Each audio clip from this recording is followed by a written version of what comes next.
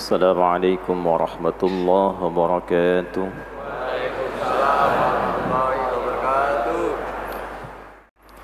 Jamaah sekalian, mengawali kajian subuh ini, kita bersama meningkatkan syukur dan takwa kita kepada Allah Subhanahu wa Ta'ala.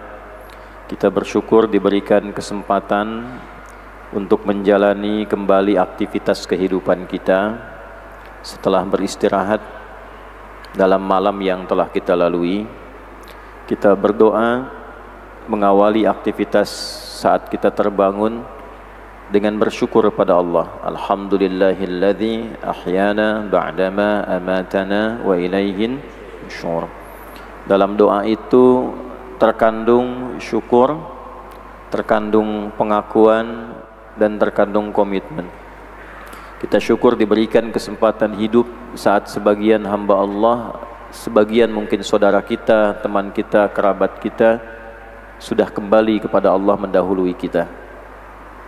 Di antara sekian yang hidup itu, kita bersyukur masih diberikan kemampuan untuk beriman.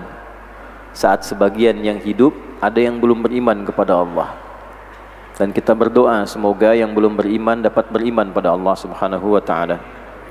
Dan kita juga bersyukur dari sekian hamba Allah yang mengaku beriman, kita masih diberi kemampuan untuk membuktikan keberimanan kita kepada Allah itu dengan beribadah kepadanya dan mengawali dengan menunaikan sholat subuh berjamaah ini.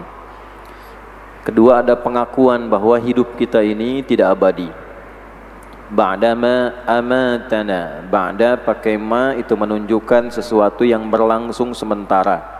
Sementara diambil rohnya dalam tidur, bukan wafat yang sifatnya murni meninggal, wafat. Sementara ditahan dulu rohnya.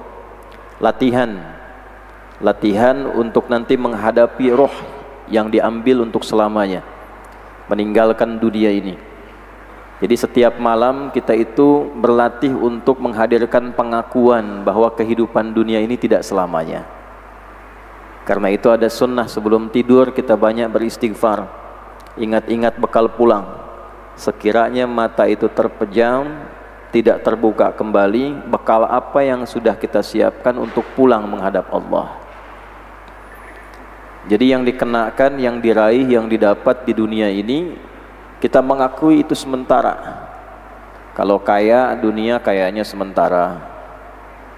Kalau pintar, pintarnya sementara. Kalau punya kedudukan, punya jabatan, sifatnya sementara. Karena itu sifat hidupnya disebut dengan dunia.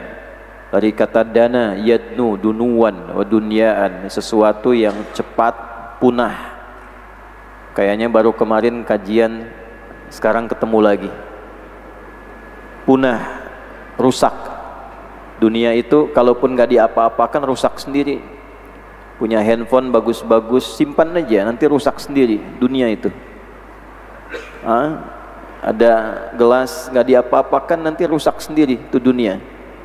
Jadi memperebutkan dunia, bertarung mendapatkan yang rusak dengan berselisih, itu kurang sehat. Karena pada akhirnya yang kita rasa kita dapatkan akan ditinggalkan juga. Tinggal pertanyaannya, saat meninggalkan tempat kita berkehidupan sekarang menuju tempat yang baru, bekal apa yang sudah kita siapkan. Karena itu bagian ketiganya kita berkomitmen wa ilaihin nusyur. Nusyur itu dari kata nasyara, artinya menyebar untuk kembali. Jadi kalau kita menyebar dari Masjid Al-Azhar ini untuk balik lagi ke sini, itu nasyara namanya. Penyebaran kuatnya disebut intasyara. Intasyaratil jama'atu kharijal azhar liya'udu.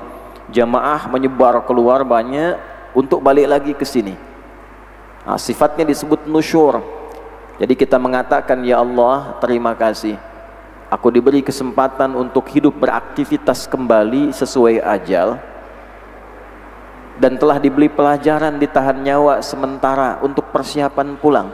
Aku berjanji hari ini akan menyebar beraktivitas untuk mencari bekal pulang kepadamu. Nah, itu makna doa tadi. Kemudian alhamdulillah kita awali dengan menunaikan sholat subuh berjamaah. Dalam kesempatan subuh tadi, imam membacakan kepada kita surah An-Nisa, surah yang keempat Di rakaat pertama dibacakan 2 ayat dari ayat 128 sampai 129. Terkadang imam bisa hasil murajaah, bisa juga kadang ingin baca surat tertentu tiba-tiba yang muncul ayat lain, bisa jadi. Tapi dalam sholat jamaah itu apa yang dibaca imam umumnya itu terkait dengan problematika kehidupan, sadar atau tidak sadar, yang sedang kita rasakan, yang sedang kita alami.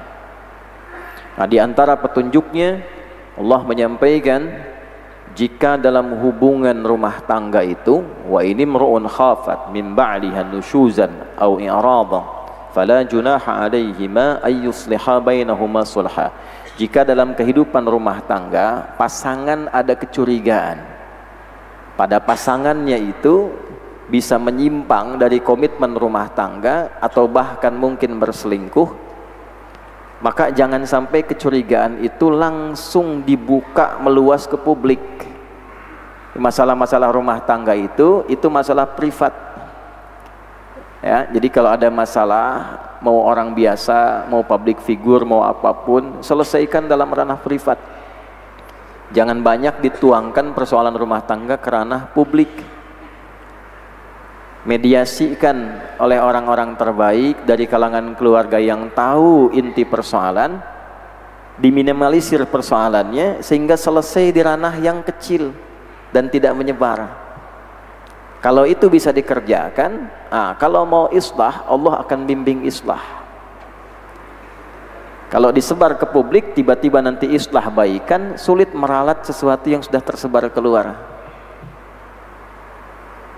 Kalaupun nanti di rakaat keduanya, wa iyyatafarraqa yughnillahu kullam min sa'atih, kalaupun ada keputusan mesti kemudian berpisah karena dilakukan dengan cara yang baik, maka keduanya pun akan dipandu oleh Allah, imma mendapatkan jodoh yang sesuai lagi, atau dipandu mendapatkan kebahagiaan yang lebih baik dibandingkan sebelumnya. Jadi kalau sedikit-sedikit ibu gelisah pasang status, nanti masalah bertambah. Nggak nyangka ya dia bisa begitu. Kemarin baru suamiku, sekarang dia tuh. Itu sudah nyangka lagi, ya? Kalau bilang nggak nyangka berarti sedang nyangka itu. Oke? Yang kedua, sadar atau tidak sadar pada yang pertama itu, sekarang rasanya kita dihadapkan pada kasus-kasus demikian. Dikit-dikit ngamatin rumah tangga orang, punya masalah langsung curhat gitu. Dan yang nggak ada kerjaan, anak kita sendiri belum dimandiin, udah mikirin rumah tangga orang gitu. Ya, bahas, bicara, sibuk, ini itu. Nah tadi ayat itu sadar atau tidak sadar digambarkan tentang situasi yang terjadi. Jaga keadaan rumah tangga. Di 2 pekan lalu kurang lebih, saya menjadi saksi dari satu pernikahan, memberi tausiah. Kemudian saya tanya penghulunya, bukan tentang pernikahan, Pak, berapa perbandingan antara yang menikah dengan yang berpisah? Ternyata hasilnya mengagetkan. Jadi kalau ada satu pernikahan terjadi, itu perbandingannya 1:50. Terdapat 50 perceraian terjadi sekarang. Dan motifnya banyak. Salah satunya yang diungkap tadi dalam bacaan imam. Kemudian yang kedua, bagi yang kehidupan rumah tangganya, suaminya misalnya berpoligami, itu punya tanggung jawab lebih dibandingkan dengan yang monogami. Walan tastati'u an ta'dilu bainan nisa walau harastum fala tamilu kullal maili fatadharuha kal mu'allaqah. Kalau mau adil ke semua nggak akan mungkin, maka jangan cenderung kepada salah satu, dibagi kepada yang lainnya supaya mendapatkan perhatian yang sama. Itu diantara hal yang diingatkan. Kalau Quran kan ngasih solusi harus luas, ada syarat dan ketentuan berlaku, ya. Kemudian di ayat keduanya tadi disampaikan, kalaupun ada perpisahan mesti baik, seperti halnya pernikahan pun berlangsung baik. Nah ini gambaran didapatkan dari kesempatan subuh tadi. Sengaja saya selalu berusaha untuk membuka demikian supaya kita mengerti apa yang dibacakan dalam kesempatan sholat berjamaah itu. sadar atau tidak sadar, itu bagian dari petunjuk kehidupan yang seringkali kita dapatkan dalam kehidupan sosial kita. Intinya jaga kehidupan keluarga yang baik, hubungan suami istri yang baik, hubungan orang tua dengan anak yang baik, jaga seutuhnya sehingga kembali kepada Allah dalam keadaan yang terbaik sebagai keluarga yang dimuliakan oleh Allah Subhanahu wa taala. Jika ada persoalan di rumah tangga, selesaikan sebaik-baiknya dengan cara terbaik dan diminimalisir, lokalisir tempat dan keadaannya sehingga tidak banyak terbuka keluar. Bisa dipahami insyaallah ya. Nah, ini dalam fikih keluarga nanti disematkan satu nama pada penjelasan itu. Nama keluarga itu setidaknya ada 4 nanti. Ada 4. 1 ahlun, 2 alun, 3 ailatun, 4 usratun. Ya. 1 apa? Ahlun. Itu menunjuk pada anggota keluarganya. Ya. Saya punya anak pertama Muhammad Hamilul Quran, huwa ahli bait. Wa ahlu baiti, anggota keluarga saya. Ahli bait Nabi, anggota keluarganya Nabi. Kalau alun, al itu keluarga dengan seluruh keturunan dan koleganya. Jadi dari ayah dengan ibu punya anak, punya cucu terus ke bawah, itu alun. Ada surah ketiga dalam Al-Quran, surah Ali Imran, bukan Ahlu Imran, Alu Imran. Karena ada Imran menikah dengan Hanna alaihimussalam, melahirkan Maryam, dari Maryam melahirkan Isa alaihimussalam jami'an. Itu semua keluarganya menjadi keluarga terbaik, baik semua, bapaknya baik, ibunya baik, anaknya baik, cucunya pun baik. Kalau ingin punya keluarga dari anak sampai keturunannya baik semua, belajar keluarkan 200 ayat di surah Ali Imran. Tuh. Ada ailah, ya, seakar dengan akar mula kata aul yang berarti saling mendukung, menopang. Kalau sudah berkeluarga, jangan saling menjatuhkan, saling dukung. Kakak mendukung adik, adik menopang kakaknya. Jangan sampai karena harapan warisan jadi terpecah silaturahim. Jangan sampai jadi tidak kenal antara kakak dengan adiknya, antara paman dengan keponakannya. Aul, ailah, saling dukung. Nah, itu di Islam ada nanti ayat-ayatnya. Suami mendukung istrinya, istri dukung suaminya. Kalau suami punya jabatan karir, jangan sampai hancur karir karena perilaku istrinya. Suami yang punya jabatan, istri yang flexing. Nanti ada itu, ada ayatnya.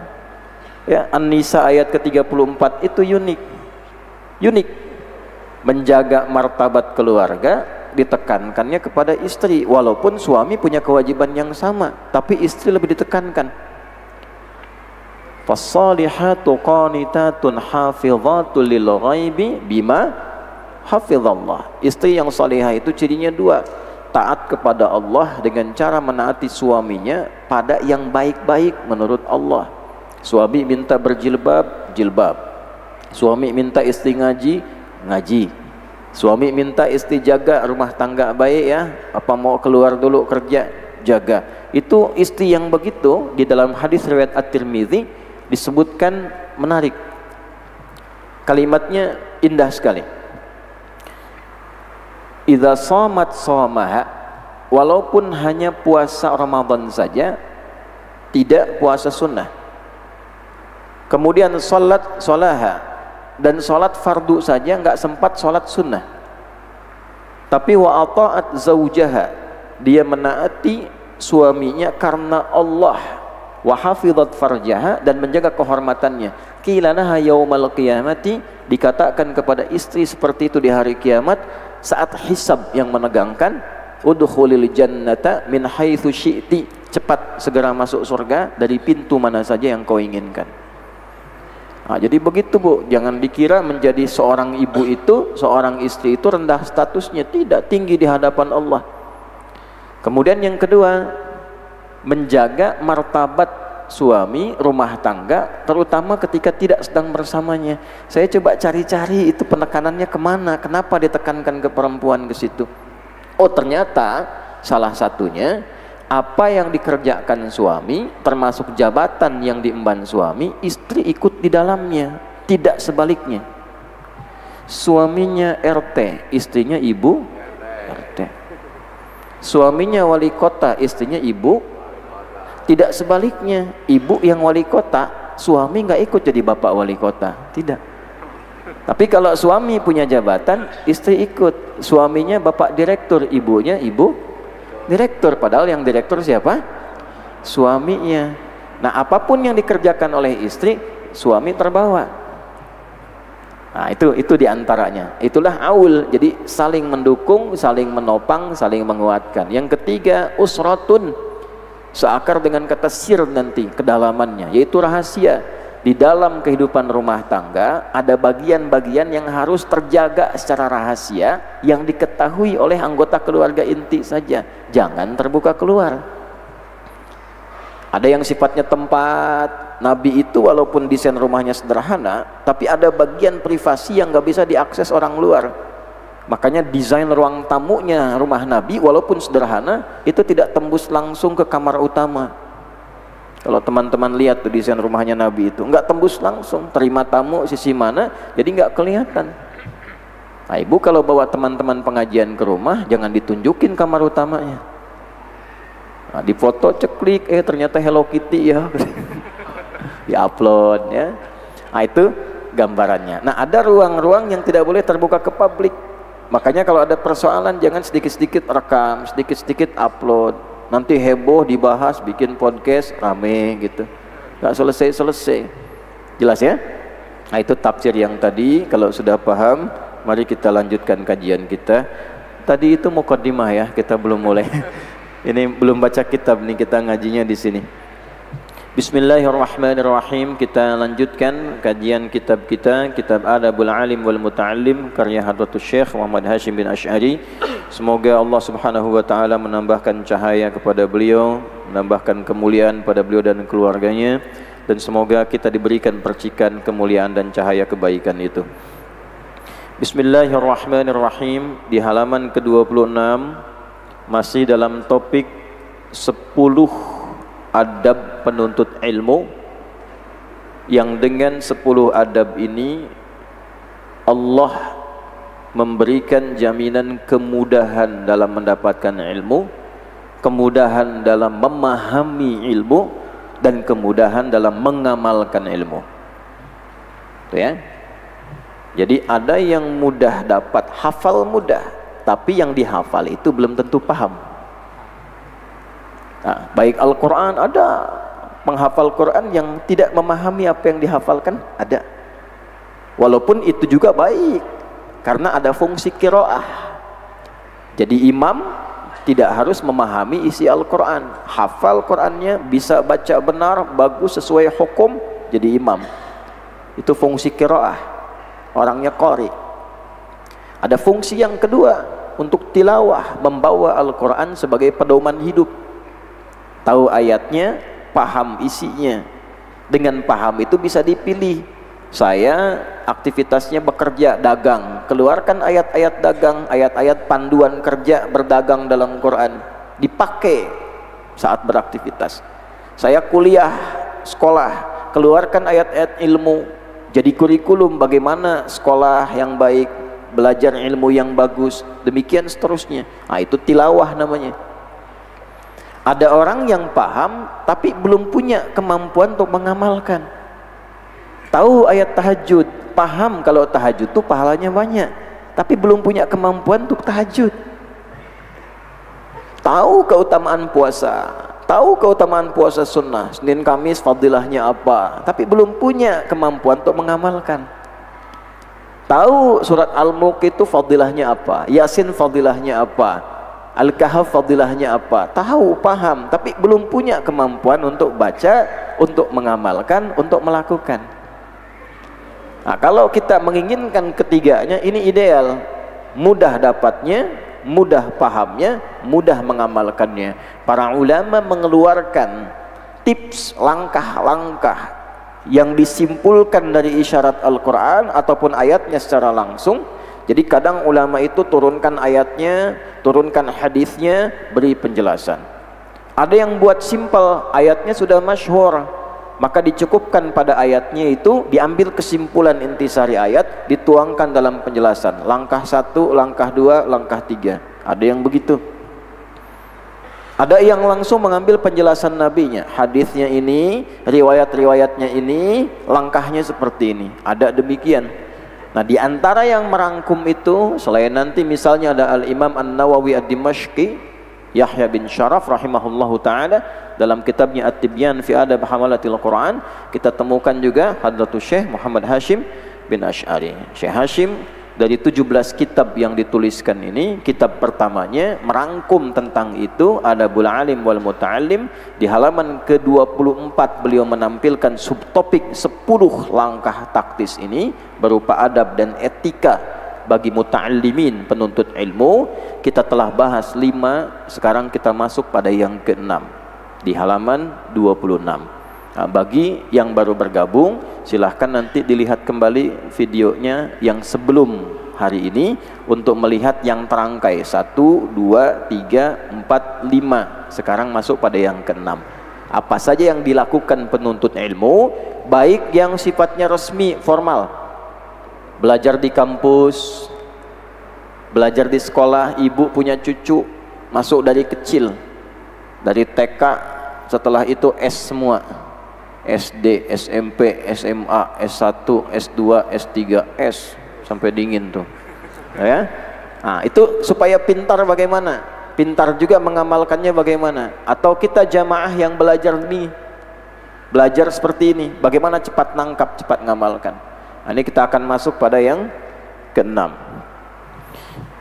Bismillahirrahmanirrahim. Qala al-muallif rahimahullahu ta'ala, Syekh Hashim menyampaikan dalam kitab beliau di halaman ke-26 di kitab Adabul Alim wal Muta'allim, wasadisi, adapun adab yang ke-6 itu, an yuqallilal akla wasyurba, hendaklah seorang penuntut ilmu yang baik, yang serius, yang sungguh-sungguh.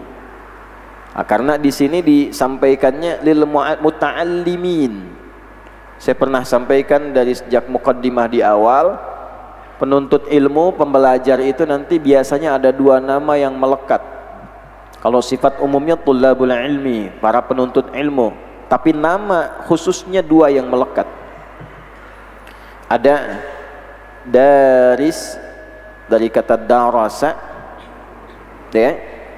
Yang kedua ada muta'allim, dari kata ta'allama.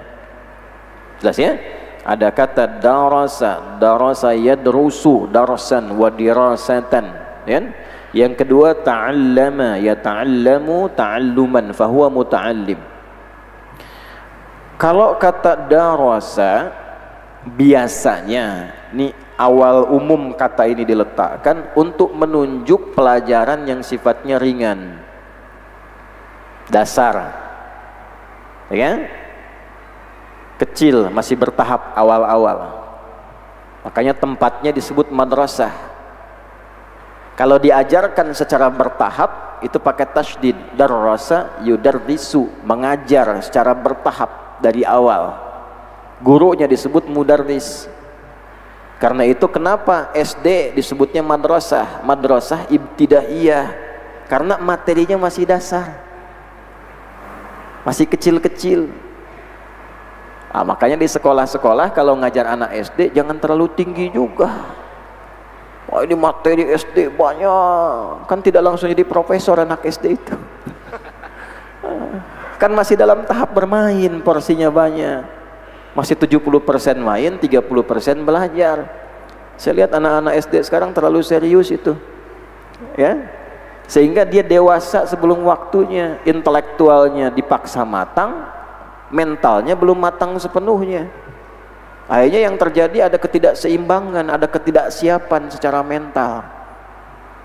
Nah, dapat tayangannya, itu drama Korea, ya, konser BP, ini nggak apa-apa ya, silahkan saja gitu ya. Ya, ada Black Red, Blackpink, Black apa lagi ya, silahkan ya, itu masing-masing lah pilihan. Pulang ke rumah dapat handphone ibunya, akun TikTok ibunya dipakai gitu kan. Nyambung tuh. Ya. Jadi itu masih madrasah, darasah. Karena itu ngajar belajarnya pun dari standar dasar-dasar, ngaji pun masih yang dasar-dasar. Masih qiraah, baca dasar, qiraah. Ada kajian dasar mengaji qiraati, yang Tegal itu ada ngaji qiraati itu. Dari Yahya Dahlan yang di Semarang itu kan, qiraati. Ada muridnya yang dari Jogja bikin iqra. Qiraah itu dasar, asalnya qiraah ini asal katanya membaca tanpa menuntut untuk memahami. Itu asalnya qiraah. Yang penting bisa baca dulu. Ya, karena itu kan bacaannya baru alif, fathahnya a, kalau kasroh i, kalau dhammah u, gitu kan? Ya, kharaja wa dakhala, gitu kan? Hah? A fata a, fa fata fa, lam dhamma u, lu apa lu. Nah, dibalas lagi sama yang sana gitu kan? Itu kan iqra, qiraah, dasar. Tempatnya madrasah. Kalau makin naik tala yatlu tilawah, mulai ingin paham, mulai ingin mengkaji, mulai ingin dapat ilmunya. Bukan sekedar bisa baca, bukan sekedar dengar, tapi pengen dapat ilmu. Ngaji pengen dapat ilmu, bukan sekedar ingin. Kalau sekedar ingin, arada yuridu, orangnya murid. Murid itu bahasa Arab, Pak, Bu. Murid. Baru ingin. Semua juga ingin. Yang nggak ngaji pun pengen pintar. Nanya yang nggak ngaji itu, pengen nggak hafal Quran? Pengen. Tapi tidak semua yang ingin itu punya tekad. Tekad itu azam. Tidak semua yang punya tekad punya niat. Nah, 3 tahapan. 1 iradah, keinginan.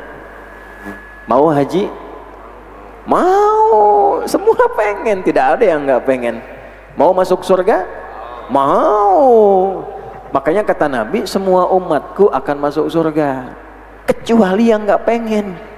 Nah, belum selesai hadisnya tuh ya, ilaman apa. Jadi kalau ada yang nggak masuk surga umat Nabi Muhammad, yang salah bukan nabinya, orangnya sendiri nggak pengen. Bagaimana supaya bisa masuk surga? Harus punya tekad. Kalau keinginan semua ingin, harus punya tekad. Tahun ini saya bertekad untuk haji. Tapi tekad saja tanpa adanya niat, usaha awal, kesungguhan awal, itu tidak akan tercapai. Apa bedanya dengan niat itu? Niat itu diawali dengan kesungguhan awal untuk mewujudkan tekad itu. Beli tabungan, walaupun dulu tabungan bambu, nyimpen sedikit. Nah, itu sudah menunjukkan niat. Makanya para ulama juga menjabarkan niat dalam amal ibadah. Ketika perangkat digunakan sudah masuk dalam frame niat. Ya, an-niyatu mahalluha fil qalbi. Niat itu tempatnya di dalam hati. Kadang dikuatkan dengan lafaz untuk menguatkan niat, bukan ingin menampakkan atau mewujudkan niatnya, karena tempatnya di hati. Kata para ulama, nah antum mau sholat nih ya, ada sebagian meluaskan dari sejak rumah mau berangkat ke sini, udah pakai pakaian, pakai sarung, pakai baju, itu sudah masuk bagian niat. Karena nggak mungkin kan tadi ke sini buat sholat duhur, pasti subuh kan, ya kan? Nah, makanya agama itu simple. Ada yang dimulai dari takbir masuk rukun, sudah rukun tuh. Ya Allahu Akbar, di hatinya sudah difokuskan. Niat saya mau salat subuh 2 rakaat. Ya, karena Allah Subhanahu wa taala. Ada yang ingin kuatkan, takutnya niatnya ragu, takutnya misalnya enggak maksimal, maka ditalaffuzkan. Ya usolli fardhu subhi rakaataini mustaqbilal qiblati ma'muman lillahi ta'ala, dikuatkan. Nah, yang dilafadzkan bukan niat, bukan niatnya tetap di sini untuk menguatkan niat, dan bukan bagian dari rukun untuk sholat, bukan. Ya, itu masih di luar, niatnya di sini. Nah, makanya nggak usah ribut masalah talafud bin niat, karena niatnya tetap di sini. Talafud itu menguatkan niat, nggak ada kerjaan meributkan itu. Baik ya, yang nggak meniatkan itu yang batal, karena niatnya di sini. Saya nggak bisa Ustadz bacakan itu bahasa Arabnya. Oh gampang, Ya Allah, salat subuh. Allah. Telepon. Simple. Ya. Udah, jadi di sini gambarannya. Paham sampai di situ ya? Poinnya apa? Niat itu ada penunjuk awal pada kesungguhan. Nak belajar kata yang menunjukkan kesungguhan untuk dapat ilmunya, bukan sekedar hanya ingin tahu. Kalau ingin murid, dia yang murid di mana sih? Oh, sekolah itu murid, masih dasar. Kalau ingin dapat ilmunya, ingin dapat itu dengan cara yang serius, pakai tak di ilmu sharaf, tambahkan tak di depannya. Kalau tidak mudah mendapatkan ilmu itu, mesti berjuang. Berangkat dari Magelang jam berapa tuh? Dari Tegal jam berapa? Kan tidak mudah. Tempuh jalan berliku. Untuk datang ke masjid, nginepnya di mana itu? Nggak mudah. Kan nggak semua ini dari sekitaran Bekasi ini. Ada yang datang jauh-jauh. Karena itu ada hadis tuh ya, teman-teman yang dari jauh itu. Hadisnya spesifik. Ya.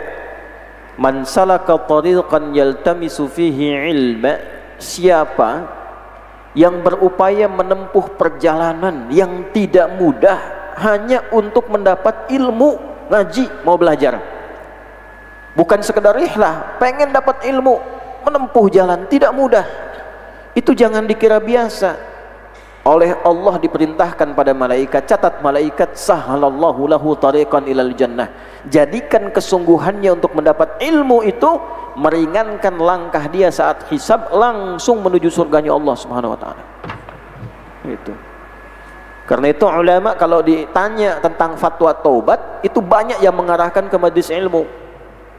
Selain kepada ibu, Ibnu Abbas radhiyallahu taala anhuma ditanya tentang cara taubat yang baik, diarahkan pada dua hal. Ibumu masih ada enggak? Lihat di Al-Adabul Mufrad itu, karya Al-Bukhari itu. Ibumu masih ada enggak? Ke ibu dulu. Nanti sebagian mengarahkan untuk kekajian ilmu, majlis ilmu. Karena tidak ada yang dilihat dalam riwayat memperbaiki taubat seseorang menjadi lebih baik, salah satunya kecuali majlis ilmu. Bahkan ada yang berbuat banyak dosa, pengen taubat, diarahkan ke majlis ilmu, di jalan sambil menyesal, sambil istighfar, meninggal di jalan belum sampai ke majlis ilmu, meninggal. Itu taubatnya diterima, dan langkahnya itu amal awal dia setelah taubat. Amalan pertama setelah taubat melangkah ke majlis ilmu. Itu yang membuat timbangannya berat dan dimasukkan dalam surganya Allah Subhanahu wa taala. Nah, itulah tidak mudah. Sesuatu yang tidak mudah dalam bahasa Arab itu ditunjukkan salah satunya menggunakan tasydid sebelum huruf akhir. Jadi tambah tak di depannya sebelum huruf akhirnya, berarti lam, ain, lam, mim, ada tasydidnya, digabungkan dari kata ilmu alima jadi ta'allama. Orangnya muta'allim. Jadi muta'allim itu para pencari ilmu yang serius. Walaupun untuk mendapat ilmu itu tidak mudah diraihnya. Nah, Syekh Hashim ingin mengatakan, kalau ingin pintar, ingin dapat ilmu harus serius, belajar yang serius. Ini adik-adik yang masih kuliah, yang masih nyantri di pondok, belajar yang serius, serius yang sungguh-sungguh, baca kitab yang betul, belajar yang benar, duduk di depan, dengarkan dengan baik. Catat, pahami, jangan keluar majlis kalau belum paham, pahami dulu. Makanya disebutnya tafaqquh. Quran surah 9 ayat 122 itu. Wa ma kana al-mu'minuna liyanfiru kaffah falawla nafara min kulli firqatin minhum ta'ifah liyattafaqahu fid din. Tafaqquh. Tafaqquh itu dari kata tafaqqaha, asalnya dari kata faqiha, berarti paham. Jadi belajar itu sampai paham, muta'allim itu sampai paham, sampai mengerti. Walaupun itu tidak mudah, kadang butuh 2 kali dengar, 3 kali dengar, tidak apa-apa, itu muta'allim. Pahala belajar seperti itu statusnya sama dengan jihad fi sabilillah. Karena ayat ini turun untuk menyamakan amal tafaqquh fiddin, ngaji agama sampai paham, itu setara dengan jihad. Lihat di asbabun nuzulnya, sabab nuzul ayat ini. Jadi ada orang berlomba berangkat ke medan juang, di medan-medan juang, berangkat ke Badar, berangkat ke Uhud, berangkat sampai saking senengnya orang jihad fisik, berangkat, nggak banyak pertimbangan. Pak, kosong itu. Kosong itu artinya banyak keluar, tersisa beberapa orang saja. Di Madinah tinggal beberapa orang. Banyak, saking senangnya jihad, udah nggak ada lagi yang ditimbang. Ibu kebayang, Bu? Bu. Nah, harusnya ibu ngantuk. Kebayang nggak, Bu? Belum saya sampaikan, udah kebayang. Ibu langsung kebayang aja, belum saya sampaikan. Ada suami, Bu, udah dagang kerja kurang lebih lah kita gambarkan 3 bulan belum pulang. Pulang ketemu ibu, udah ibu sambut, udah rapi, makanan udah siap. Ini makan udah selesai, ngobrol di kamar lagi ngobrol. Muqaddimah, tiba-tiba lewat nada munadin lil jihad, terdengar pemanggil jihad. Jahidu fi sabilillah. Oh, siap-siap nih, ada peluang jihad, siap. Itu suami langsung bilang ke istrinya, "Mah, panggilan jihad dari Allah sudah tiba, pamit dulu ya." Kalau ibu di posisi istri suami begitu, apa yang ibu lakukan? Ntar dulu bang, baru nyampe. Allah juga paham lah gitu kan. Nah coba deh, bisa nggak kira-kira begitu tuh? Istrinya bilang, "Berangkat bang, berangkat. Kalau kembali, anugerah Allah. Kalaupun tak kembali, kita berjumpa di surga." Nah, itu bisa nggak antum tuh yang dinas luar bisa mendidik istri seperti itu? Kalau mengharap istri yang solehah, jadi suami yang soleh. Nggak bisa kita menuntut pasangan supaya soleh kalau kita tidak memperbaiki diri. Ibu ingin suami soleh, ibu jadi solehah. At-tayyibatu lit-tayyibin. Jadi kalau ingin mendapatkan yang tayyib, ibunya harus tayyibah. Walaupun suami ibu bang tayyib, ibunya tidak tayyibah, ya tidak dapat tayyib itu. Yang ada 2 kali puasa, 2 kali lebaran nggak pulang. Jadi apa yang terjadi? Saking semangatnya keluar, turunlah ayat itu. Wa ma kana al-mu'minuna liyanfiru kaffah. Tidaklah para pemilik iman yang kuat itu harus langsung membuktikan imannya, terjun ke medan juang seketika. Jangan semuanya yang keluar. Nanti kosong, fungsi sosialnya hilang, yang mendidik anak-anak tidak ada. Yang mendidik mengajar agama tidak ada. Yang mengajar akidah kosong.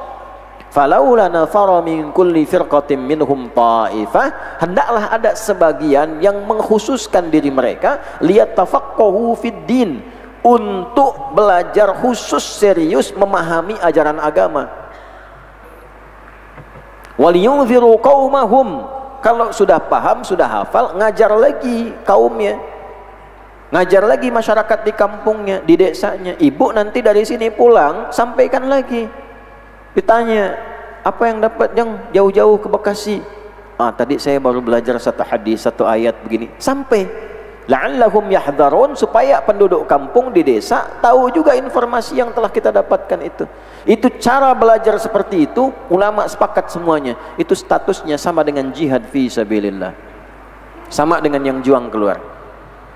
Bahkan Al-Imam Al-Maraghi dalam kitab tafsirnya yang terkenal, ya, beliau menyampaikan kalau tidak ada tuntutan jihad secara militer, maka jihad majlis ilmu, jihad pengetahuan seperti ini statusnya berada di atas.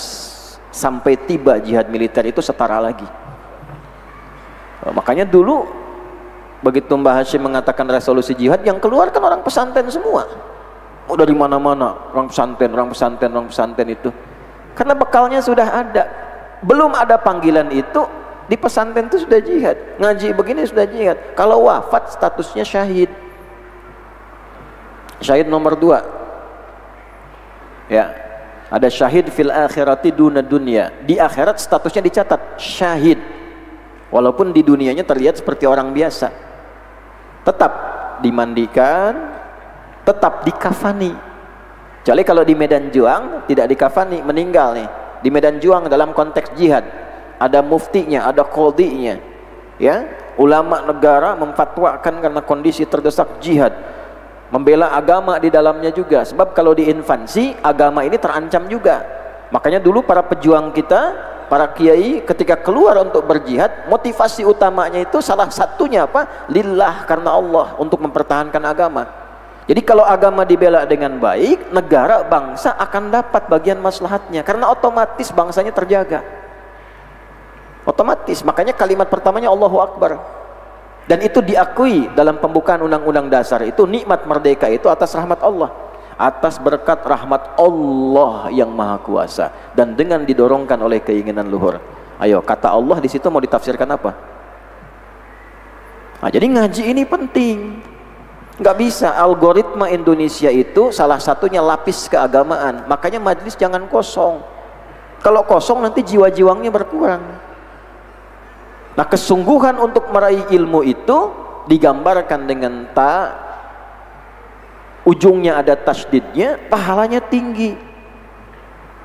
Ya, makanya yang ngajak-ngajak kajian berangkat keluar jangan komersil, karena proyeknya akhirat. Ya, ajak bareng-bareng, iuran nggak apa-apa, yang ada lebih berikan. Tapi jangan dikomersilkan. Supaya apa? Niatnya tulus. Jangan-jangan jamaahnya dapat akhirat, nanti yang ngajak dapat dunia. Sama dengan gurunya, kalau gurunya cari dunia, nanti itu celaka itu muridnya. Sungguh-sungguh mendekat pada Allah, gurunya cari dunia, nah masalah. Ya, itu untuk jaga niat. Jadi baru washabis tuh. Nah, ciri orang yang sungguh-sungguh, yang serius belajar itu apa diantara langkahnya, tipsnya, adabnya? An yuqallilal akla wasyurba au syarba, hendaklah ia menyedikitkan makan dan minum. Fa inna syaba'a yamna'u minal ibadati, karena terlalu kenyang itu bisa mencegah semangat untuk menunaikan ibadah. Wa yuthqilul badana, dan menjadikan badan ini berat untuk mengerjakan kebaikan-kebaikan. Di antara ciri orang yang serius ingin menuntut ilmu sampai paham, sampai bisa mengamalkan, tipsnya, langkahnya, makan secukupnya, minum secukupnya. Kalau terlalu kenyang, nanti tidak fokus, bawaannya ngantuk gitu.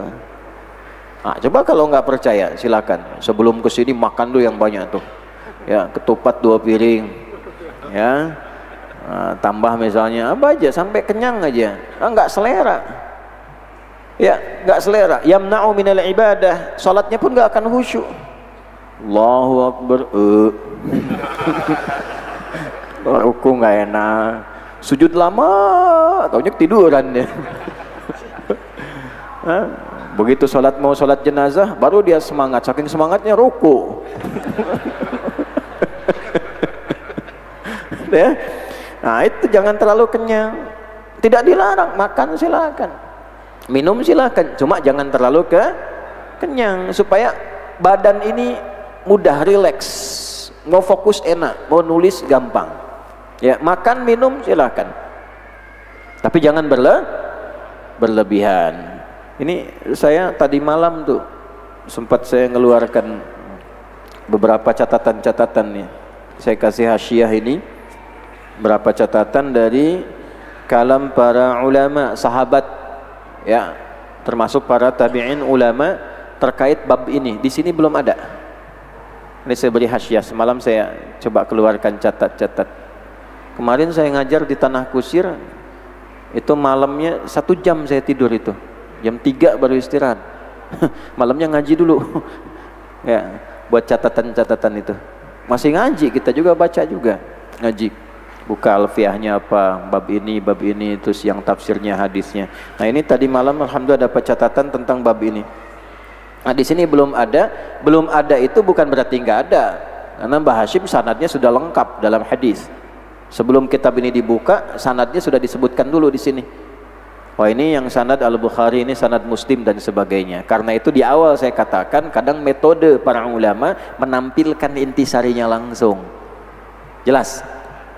Nah, ini saya sampaikan. Qala Umar bin Al-Khattab radhiyallahu taala anhu, ada nasihat dari Umar bin Khattab radhiyallahu taala anhu termasuk dalam bab ini. Iyyakum wal batana, hati-hati terlalu kenyang. Hati-hati terlalu kenyang. Fa innaha thaqlun fil haya. Terlalu kenyang itu membuat berat menjalani hidup. Wa natnun fil mamat, dan menyebabkan aroma yang tidak enak saat wafat. Terlalu kenyang itu kalau hidup jadi berat, kalau meninggal pun baunya nggak enak. Ya, ini kalimatnya dalam sekali, kata-katanya singkat, padat, tapi dalam. Terlalu kenang bikin hidup jadi berat, wafat tidak enak. Nah, status tuh. Bawahnya Umar bin Khattab. Masya Allah, status. Thaklun, tahu thaklun nggak? Ya, thaklun tuh gini. Itu bentuk singkat padat, ya, yang berat biasa thakil. Beratnya sangat, thaklun tuh sudah diambil, lebih berat lagi. Thaklun tuh gini. Kalau pernah angkat beban nggak? Angkat beban ya. Kalau ngangkat beban kan yang angkat begini tapi ke bawahnya terasa berat kan? Nah, itu thaklun namanya. Ya. Hadzal mikrofon tsaqil. Mic ini berat banget itu. Berat, angkat begini tapi kerasa otot sini tegang. Ya, sampai-sampai ada yang kesleo. Tsaqil namanya. Kalau thaklun lebih berat lagi. Makan terlalu kenyang itu, kata Omar, bikin bagian badan ini berat untuk beraktivitas. Mau sholat berat, mau tahajud berat. Ayo ba'da isya semua disantap, berat. Puasa Ramadan kumpul-kumpul semuanya. Maghrib makan yang banyak, minum jus ini, jus alpukat, jus buah naga, naganya naga Tiongkok dan sebagainya. Wah, mas. Begitu mau taraweh males. Imam baru takbir, ya Ustaz Amir. Aduh, wajah Baqarah nih. Harap-harap kulhu kan, yang keluarnya Baqarahan. Ya, itu berat, thaklun. Nah ini kemudian juga natnun fil mamat, nggak enak. Karena apa? Menjadi aroma yang nggak baik. Karena tadi, maksudnya apa? Maksudnya karena di dunianya ibadah kurang, terlalu banyak urusan perut, ibadahnya kurang, baca Qur'annya kurang, bangun malamnya kurang, akhirnya aromanya nggak sedap saat meninggal. Kan ibadah ini bawa aroma. Oh, jangan dikira nggak ada aromanya.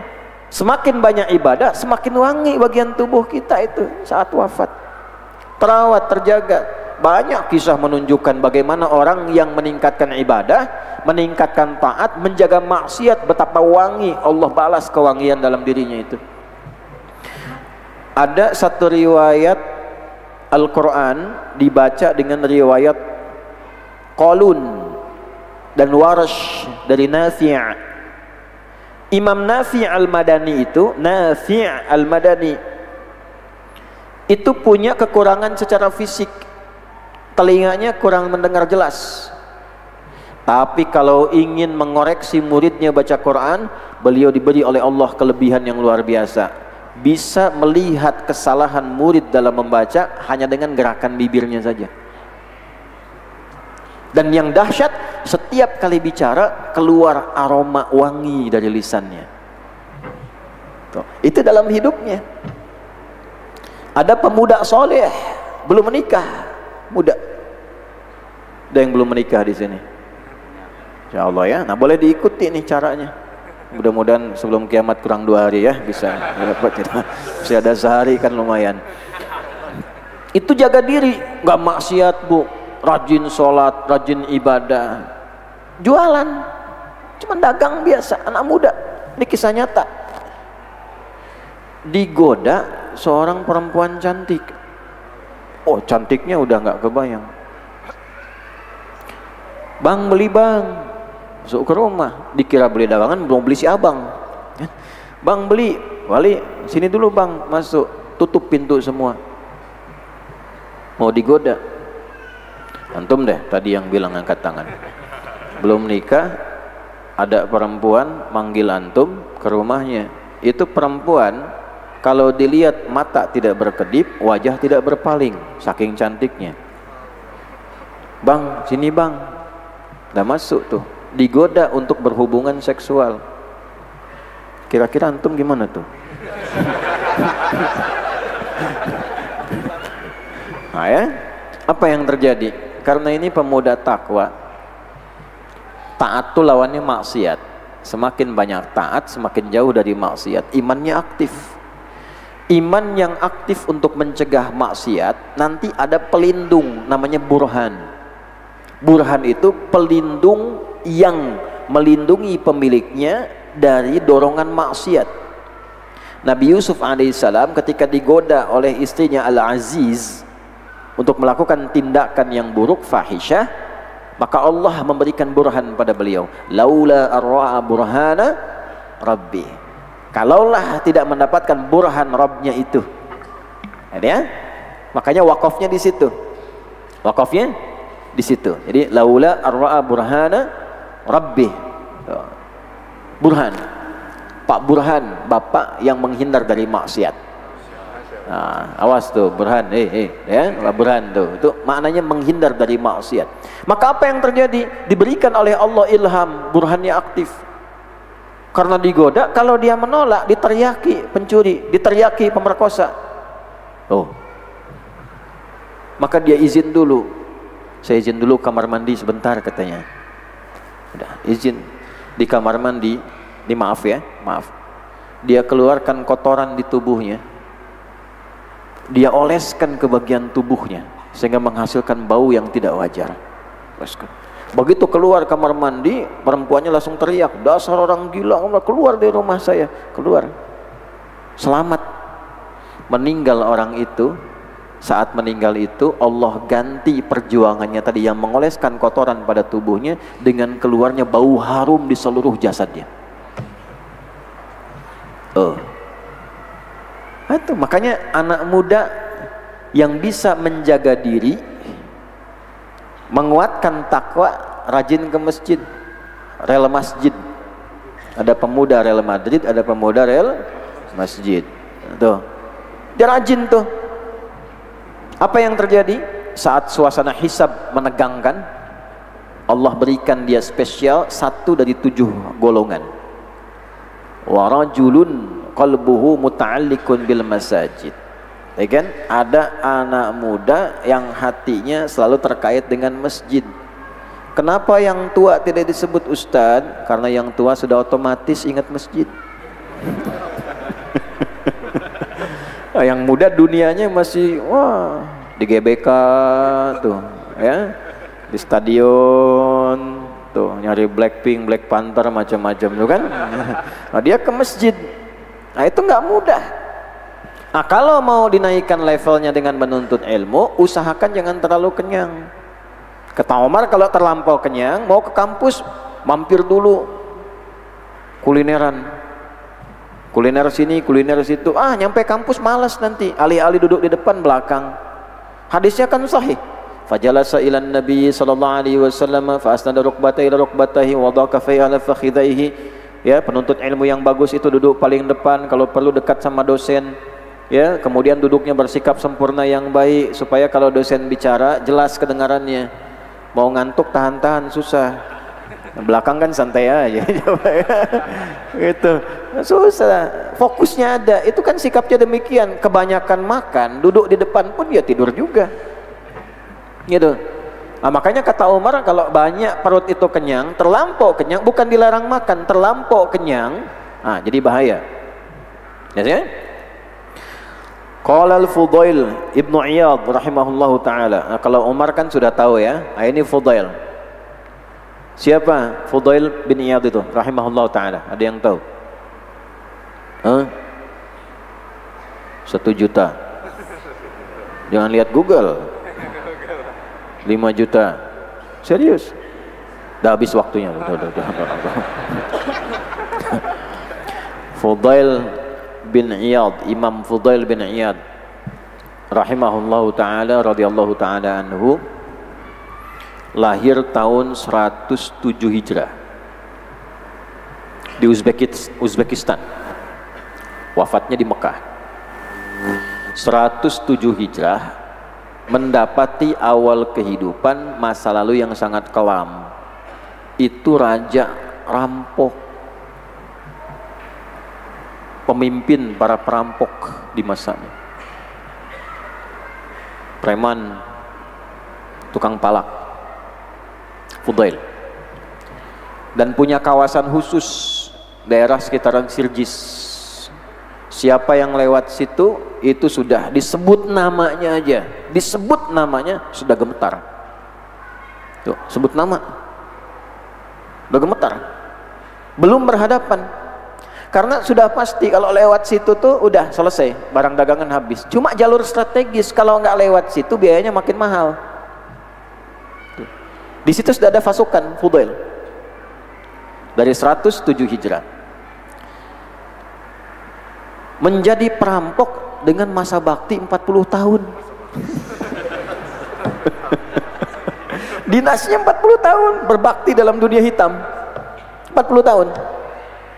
Satu kali, ini viral kisah ini, viral. Antum mau cari di kitab-kitab mana atau yang suka lihat Google, misalnya Google aja.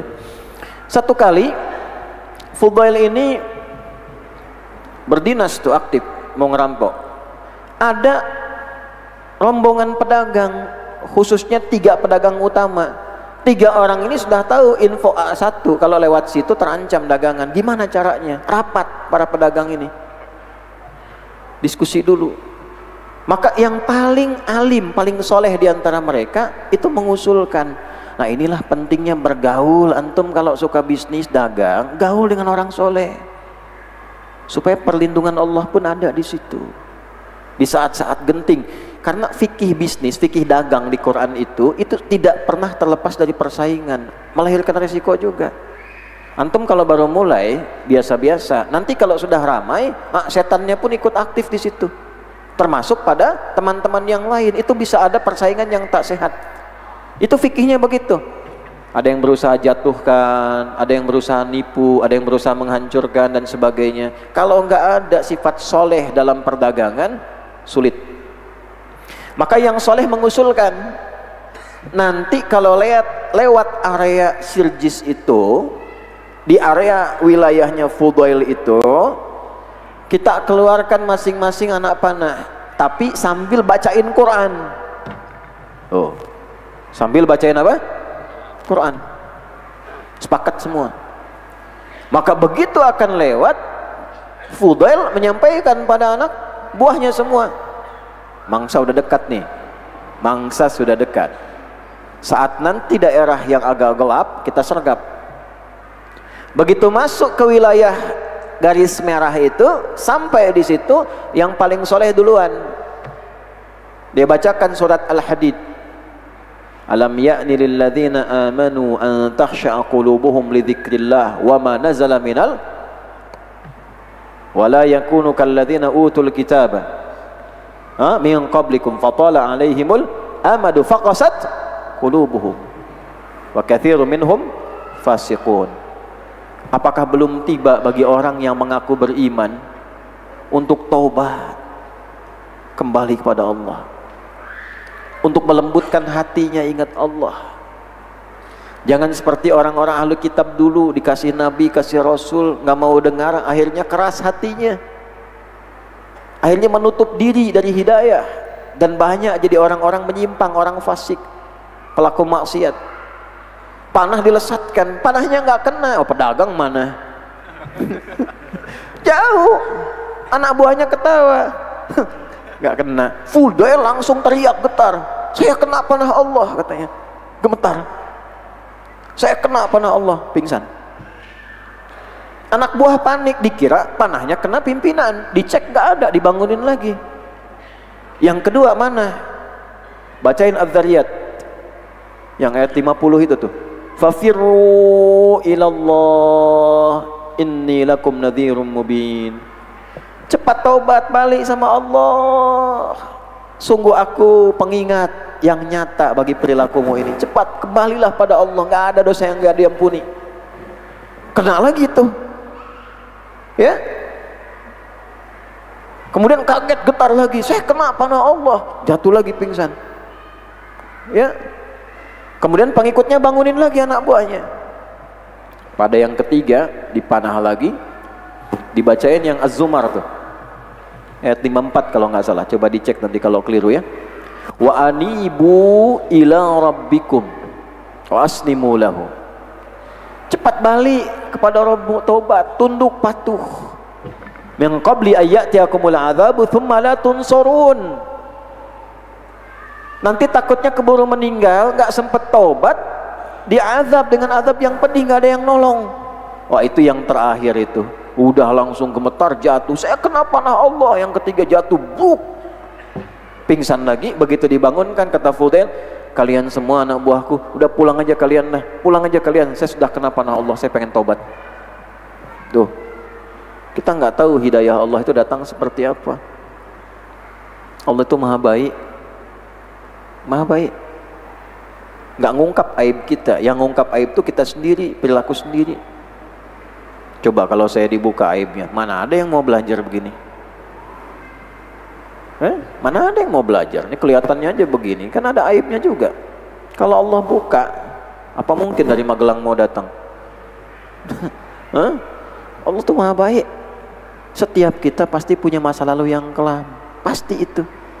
Tapi Allah yang maha kasih sayang menutup itu semua dan memberi kesempatan kita untuk kembali menjadi orang baik. Orang baik itu bukan orang yang gak pernah salah. Walaupun kita pernah berbuat maksiat, selalu terbuka pintu taubat sebelum sampai pada suasana sekarat. Tuh, ada itu. Anda boleh catat kalimat ini. Allah sangat mencintai pelaku maksiat yang taubat dibandingkan orang soleh yang tidak pernah merasa salah. Catat tuh, bikin status tuh. Allah sangat mencintai pelaku maksiat yang mau bertobat dibandingkan orang soleh yang tidak pernah merasa salah. Maka tobat beliau itu, ditinggalkan profesi itu, langsung pergi ke Mekah, pergi ke Madinah mengisi tobatnya. Yang menarik apa? Begitu akan berangkat, itu kan melewati Baghdad. Presiden, khalifah pada masa itu Harun ar-Rasyid. Raja ini soleh juga, ngaji juga, sholatnya rajin. Nah, ini petunjuk juga pada para pemimpin, wali kota, gubernur, menteri, sampai ke presiden. Kekuatan spiritual penting, apalagi Indonesia Raya. Indonesia Raya kan sebelum membangun raga, jiwanya dulu. Bangunlah jiwanya, bangunlah raganya untuk raya. Kalau mau Indonesia Raya, jiwa dulu dibangun, baru raganya. Membangun kekuatan jiwa itu dengan ketakwaan spiritual, harus kuat. Presiden harus sholat, ngaji supaya kuat spiritualnya. Kenapa? Karena saat bertugas itu ada juga tantangan, macam-macam problem yang menguji spiritualnya, menguji emosionalnya, menguji pikirannya. Nah, kekuatan spiritual itu mendamaikan pikiran, menenangkan pikiran, bijak. Nanti dipandu oleh hidayah Allah. Harun ar-Rasyid itu mimpi. Saat perjalanan Fudail mau ke Mekah, Harun ar-Rasyid mimpi. Dalam mimpinya mendengar suara. Ini kisah nyata ini. Nyata. Kayak jangan kebanyakan baca komik, baca yang benar, rajin, sejarah. Nah, baca yang begitu. Ya, dulu kan kita ada buku-buku tubuh bagus, Bu, 40 kisah orang-orang soleh, kisah beneran. Sekarang berubah. Apa yang ada di mimpi dengar suaranya itu? Hambaku Fudail telah tobat, akan datang ke negerimu, jamu dia. Bangun kaget, langsung perintahkan ajudannya, coba minta sebagian anggota prajurit cari ada orang bernama Fudail, katanya, tolong bawa ke istana. Betul dicari, ketemu Fudail. Singkatnya begitu dibawa ke istana, raja langsung mengatakan, saya bermimpi tadi malam dengan suara engkau bertobat, minta engkau dijamu, aku jamu. Nah, bayangin tuh, raja perampok dijamu presiden. Tuh, bagaimana Allah memuliakan seorang hamba dari titik yang paling rendah, viral, ini perampok. Dengar namanya udah takut, gemetar, takut kehilangan sesuatu. Allah tuh kalau mau merubah hamba gampang aja. Makanya kita tuh paling bahagia punya Allah, Tuhan yang maha baik. Paling bahagia, paling bahagia. Baru bismillah sudah punya sifat Rahman dan Rahim. Baru disebut namanya sudah keluar Rahman dan Rahim. Bismillahirrahmanirrahim. Makanya kalau punya Allah itu tenang hidup. Punya Allah, punya harta nggak punya Allah gelisah. Punya masalah nggak punya Allah resah. Tuh, Punya kedudukan nggak punya Allah, gundah. Ini punya Allah, punya Allah. Ibadah sampai merasa punya Allah. Saya punya Allah. Oleh Allah diapakan? Diganti jalan hidupnya. Anda bayangkan taubat langsung diundang sama presiden. Taubat. Bayangkan kalau presiden kasih pengumuman. Ya, pada masyarakat yang pernah berbuat buruk taubat, saya undang ke istana. Koruptor-koruptor taubat, tuh kan? Terkasih piagam. Piagam taubat. Dipotong nih. Ya, apa yang terjadi setelah itu? Fudail menyimpulkan, ya Allah sayang banget sama saya, katanya. Sayang banget sama saya.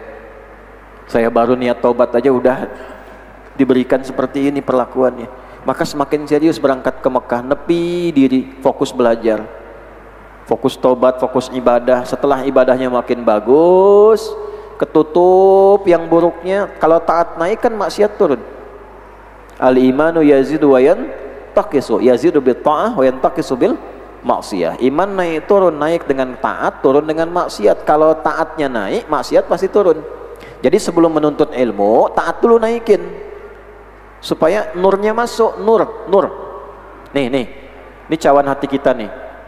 Dia ada maksiat, ketutup begini. Jadi mau masuk tuh nggak bisa, ilmu masuk nggak bisa, karena ketutup ini.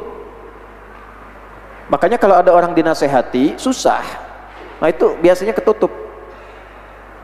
Nah, ada orang lewat preman macam-macam, antum langsung bilang, bertakwalah kepada Allah. Oh, diajak berantem antum. Marah dia, karena tutupnya tebal gini.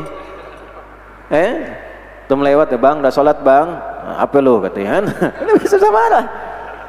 Nah, apalagi mau ngaji, mau belajar. Tapi saya tuh suka nangis ya kalau di kita itu nggak ada di dunia orang Islam yang paling cinta Nabi sebanyak cinta orang Indonesia. Insya Allah orang kita itu, saya waktu maulid kemarin tuh dari desa keluar sampai ke dataran gunung, itu orang gembira dengan Nabi sampai keluar pada sholawat tuh. Insya Allah ada yang nabung 1000-an 2000-an untuk maulid aja, begitu keluar dia pawai bagi-bagiin sedekah karena cinta pada nabinya. Padahal nggak pernah lihat. Ini preman, sepreman-premannya, pemabuk semabuk-mabuknya, setato-tatonya naga di sini, sebandel-bandelnya. Kalau nabinya diganggu marah. Orang kita itu, ya masya Allah itu cinta ke nabinya tuh luar biasa tuh. Ya itu yang di rumah tahanan itu. Walaupun ditahan, dengar Nabi ada yang ganggu Nabi itu marah mereka tuh. Kalau masuk ke sini habis kamu nanti katanya itu. Padahal sedang dibina itu, tapi kalau Nabinya diganggu marah itu. Masya Allah. Itu kalau saya baca hadis tentang kunjungan Nabi ke Baqi, terus bilang saya tuh lagi kangen sama saudara saya, nashtaku bi ikhwani. Sahabat bilang, ya Rasulullah lasna ya ikhwanak, kami kan saudara engkau. Kata Nabi, bal antum ashabi, kalian tuh sahabat saya. Ikhwani atau ikhwanuna di riwayat ukhra, humul ladzina ya'tuna min ba'dikum, orang-orang nanti generasi yang datang setelah kalian. Riwayat lain, amanu biyya walam yarawni, mereka itu iman, mau iman sama saya walaupun enggak pernah lihat saya. Saya rindu sama mereka, kata itu. Dirindukan tuh. Ya. Nah, ini Fudail berubah. Jadi caranya gitu, kalau ilmu mau masuk, maksiat hilangkan dulu. Nanti kalau maksiat sudah hilang, nah, taat dulu naik, sholat dulu tambah. Kalau mau pintar sholat tambah, takwa dulu, takwanya naikin dulu. Wattaqullah wa yu'allimukumullah. Takwa naik, Allah ajarkan ilmu. Jadi sholat tambah, baca Quran tambah, nanti ini lepas nih, cahaya masuk, ilmu masuk. Fudail begitu, nggak ngaji dulu, perbaiki dulu, taubat dulu. Jadi taubat dulu, sholat dulu, zikir dulu, istighfar dulu. Begitu hatinya sudah merasa siap, dia belajar. Ilmu datang tercurah. Al ilmu nurun. Nurun bahasa Arab, cahaya turun. Bukan bahasa Indonesia, ilmunya nurun. Turun, menurun, tipis. Cahaya turun. Tiba-tiba jadi pakar. Hadis belajar, langsung jadi pakar hadis. Fikih belajar, jadi pakar fikih. Hatinya jadi bersih. Anda bisa kebayang nggak? Perampok, tokoh perampok, pimpinan rampok, tiba-tiba di masa itu jadi orang paling bersih hatinya. Sofa qalbuhu, orang yang disebut sufi. Sufi itu yang bersih hati, yang dihasilkan dari tirakat ibadahnya. Ya, jadi bukan aneh-aneh. Jadi yang dikejar tuh bukan terbang di atas awan, bukan. Membaca pikiran orang, bukan. Ibadah yang benar, zikir yang benar, ibadah yang benar sampai hatinya bersih, qalbun salim. Sofa qalbu wa sofa qalbuhu, merasa bersih hati. Kalau sudah bersih sifatnya disebut sufi. Ya. Perempuannya Sofia. Sofia itu yang bersih hati. Sampai orang menyimpulkan kalau ada orang sufi yang bersih hati, ini masternya ini gurunya, ini tokohnya. Sehingga disebut gurunya para ulama sufi. Sufi yang dimaksud tadi yang dari ibadah, dari syariat itu. Sampai terkenal, saking luasnya ilmunya khususnya di bidang hadis, banyak ulama yang datang belajar, murid-murid datang. Anda tahu nggak di antara muridnya siapa? Al-Imam Syafi'i rahimahullah ta'ala, Ibnul Mubarak rahimahullah ta'ala, Bishr Al-Hafi rahimahullah ta'ala. Ini tokoh-tokoh hebat, ulama-ulama besar. Punya guru ini masa lalunya seorang perampok, preman, tobat jadi ulama besar. Sampai beliau mengatakan dalam tobatnya, ya Allah, saya tobat 40 tahun saya hidup hanya dihabiskan untuk maksiat. Sekarang saya ingin gunakan sisanya untuk maslahat. Kurang lebih begitu. Maka Allah berikan umur untuk membalas maksiatnya dengan taubat dan taatnya dengan jumlah yang sama, tambah 40 lagi, 40 tambah 40 80 tahun. Maka hidup selama 80 tahun. Wafat tahun 187 Hijrah. Imam Syafi'i lahir 150 Hijrah. Imam Abu Hanifah meninggal 150, Imam Syafi'i lahir. Nah, inilah Fudail bin Iyad. Ya, mengawali lembaran hidup sebagai orang yang berperilaku maksiat, menutup kehidupan dengan peringkat taat yang paling tinggi. Fudail. Jadi selalu punya harapan. Tidak usah nyimpulkan, wah saya begini bagaimana, tidak. La taqnatu min rahmatillah. Kata Allah, jangan putus asa dari rahmatku. Innallaha yaghfiru dzunuba jami'a. Sebanyak apa dosamu aku ampuni. Nah, ibu juga begitu, Bu. Kalau ingin anaknya pintar, ibu jauhi maksiat. Imam Syafi'i itu, Bu, ya, itu single parent, Bu. Suaminya meninggal, bapaknya meninggal, ibunya merawat, digendong, tawaf di Ka'bah, disimpan di halaqah ulama, sampai jadi. Imam Ahmad, muridnya Imam Syafi'i, itu single parent, Bu. Ibunya yang ngasuh. Malam-malam dibangunin, tahajud, digendong, disimpan di halaqah ulama begini. Malam dingin, musim dingin, itu dimasakin air buat wudu supaya hangat. Nah, itu disimpan di halaqah ulama. Jadi ya, jadi Imam Al-Bukhari, bapaknya meninggal, ibunya ngasuh sendirian. Jadi, nah, ibu dah. Salah satunya apa? Bab makanan, Bu. Jangan kasih ke anak makanan yang haram. Ibu saya ngasuh saya, ayah saya meninggal. Itu kalau beli ayam, saat punya uang beli ayam untuk nyenengin anak itu. Simpen uang nabung. Itu beliau nggak pernah beli langsung ayam mati, kecuali yang dikenal. Beli hidup, nanti dibawa, minta dipotong di hadapan beliau. Nanti ibu bacakan, tolong bacakan doanya, Bismillah ya Allahu Akbar, baru potong. Sampai ngelihat betul tuh ayam dipotong dengan nama Allah, baru dibawa pulang. Makanya terasa betul, masaknya beda, makannya lain. Makanya kita lidahnya itu agak sensitif kalau makan sesuatu yang nggak pas, itu nggak enak. Nah, ibu jaga tuh anak-anak, ya. Nah, apa nasihat Fudail ini sampai jadi ulama besar, sampai punya ulama-ulama murid kayak tadi? Nah, kita baca nasihatnya nih terkait bab ini. Ithnatani tuqasyanil qalba. Ada dua hal yang bisa mengeraskan hati. Kalau hati keras, malas ibadah, maksiat banyak, jadi pemarah. Makanya ada yang mengatakan hati sekeras batu. Bukan? Kalau di Quran dibalik, batu aja bisa lembut, kok hati bisa lebih keras dari batu? Ditanya balik oleh Quran. Itu ada di Al-Baqarah ayat 74. Tsumma qasat qulubukum min ba'di dzalika fahiya kal hijarati aw ashaddu qaswah. Kemudian ada orang yang begitu keras hatinya, sekeras batu. Allah. Padahal batu saja bisa lebih lembut dari hati dia. Batu itu saking lembutnya kadang-kadang bisa mengeluarkan air karena takut kepada Allah, keluar air dari dalamnya. Bisa jadi fasilitas sungai untuk mengalir. Nah ini manusia dikasih air wahyu, dikasih air hidayah, nggak diambil-ambil. Ya, isnatani, dua faktor, dua hal yang menyebabkan hati jadi keras. Kalau sudah keras dikit-dikit marah, sulit ibadah, banyak bantah, itu keras hati itu. Satu, kathratul kalam, banyak bicara, banyakkan bicara, itu bikin keras hati. Ya, makanya secukupnya. Kalau diminta pendapat, ya. Kalau tidak, ya ngobrol seperlunya. Boleh membuka ngobrol yang terukur. Maksud banyak bicara itu segala dibicarakan, segala dibahas. Nah sekarang eranya pembicaraan itu banyak muncul. Sekarang eranya berganti masanya. Ini kalau ngaji hadis nanti lain kali lah di pengajian mana kita bahas itu tentang hadis-hadis akhir zaman. Nah sekarang kekeliruan membahas hadis-hadis itu pada nyari kiamat. Padahal hadis akhir zaman itu berbicara tentang ciri-ciri di setiap zaman, masalahnya begini, solusinya begini sampai kiamat datang. Nanti dari 5 fase itu dijelaskan supaya kita tahu kita tinggal di zaman yang mana, masalahnya apa. Nanti nyari solusinya. Kalau ketemu masalah begini, ini nih perisainya, ini amalannya, supaya nanti nggak berbuat maksiat karena zamannya beda.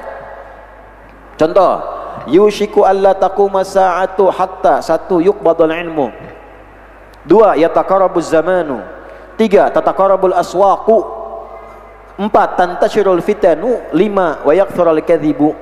Nanti akan terjadi pergantian masa berganti sampai nanti masuk ke kiamat. Di antara masa itu, saat nanti kiamat akan terjadi, di antara masa itu ada satu masa yang punya ciri 5. 1 yuqbadul ilmu, ilmu mulai tercabut. Apa maksud tercabut ilmu? Ditafsir di hadis Muslim, innallaha la yaqbidul ilma intiza'an yantazi'uhu minal ibad, walakin yantazi'uhu biqabdil ulama hatta idza lam yabqa alimun. Riwayat lain, hatta idza lam yubqi alima ittakhadhan nasu ru'usan juhala fasu'ilu fa'aftau fadallu wa adallu. Allah itu kalau mencabut ilmu tidak diambil ilmunya langsung, tafsir diambil sehingga nggak ada yang ngaji tafsir lagi, nggak begitu. Caranya bagaimana? Allah mengambil ilmu itu dengan mewafatkan ulamanya satu-satu. Makanya kalau ada ulama jaga ya, ulama-ulama sepuh yang di pesantren yang ngaji-ngaji itu masya Allah. Ngajinya ikhlas, tulus, ya. Kayak Anwar yang dari Lirboyo itu kalau ngaji pakai pembesar, gitu, masya Allah, dijaga terus supaya beliau sehat, didoakan. Terus kita semua lihat ulama yang tulus-tulus, yang punya sifat khasyah. Ciri ulama yang pertama itu khasyah. Sebelum ilmu khasyah dulu. Sebab kalau punya ilmu nggak ada khasyah, nanti ilmunya merusak, bikin perpecahan, bikin ribut, bikin masalah. Innama yakhsyallaha min ibadihil ulama'u, yang punya sifat khasyah kepada Allah tingkat top setelah para nabi, para rasul, yang top itu ulama. Dengan khasyah itu kalau bicara hati-hati. Kalau melihat orang dengan kacamata kasih sayang, saking khasyahnya pada Allah, husnudzan sama Allah. Husnudzan, nih hamba sebelum meninggal tuh punya peluang baik semua. Sayang dia. Nah itu ya. Nah, jadi itu yang coba kita tingkatkan dulu tuh. Naik. Kalau taatnya naik, maksimalkan dengan baik, nah, maka yang kita dapatkan itu optimal.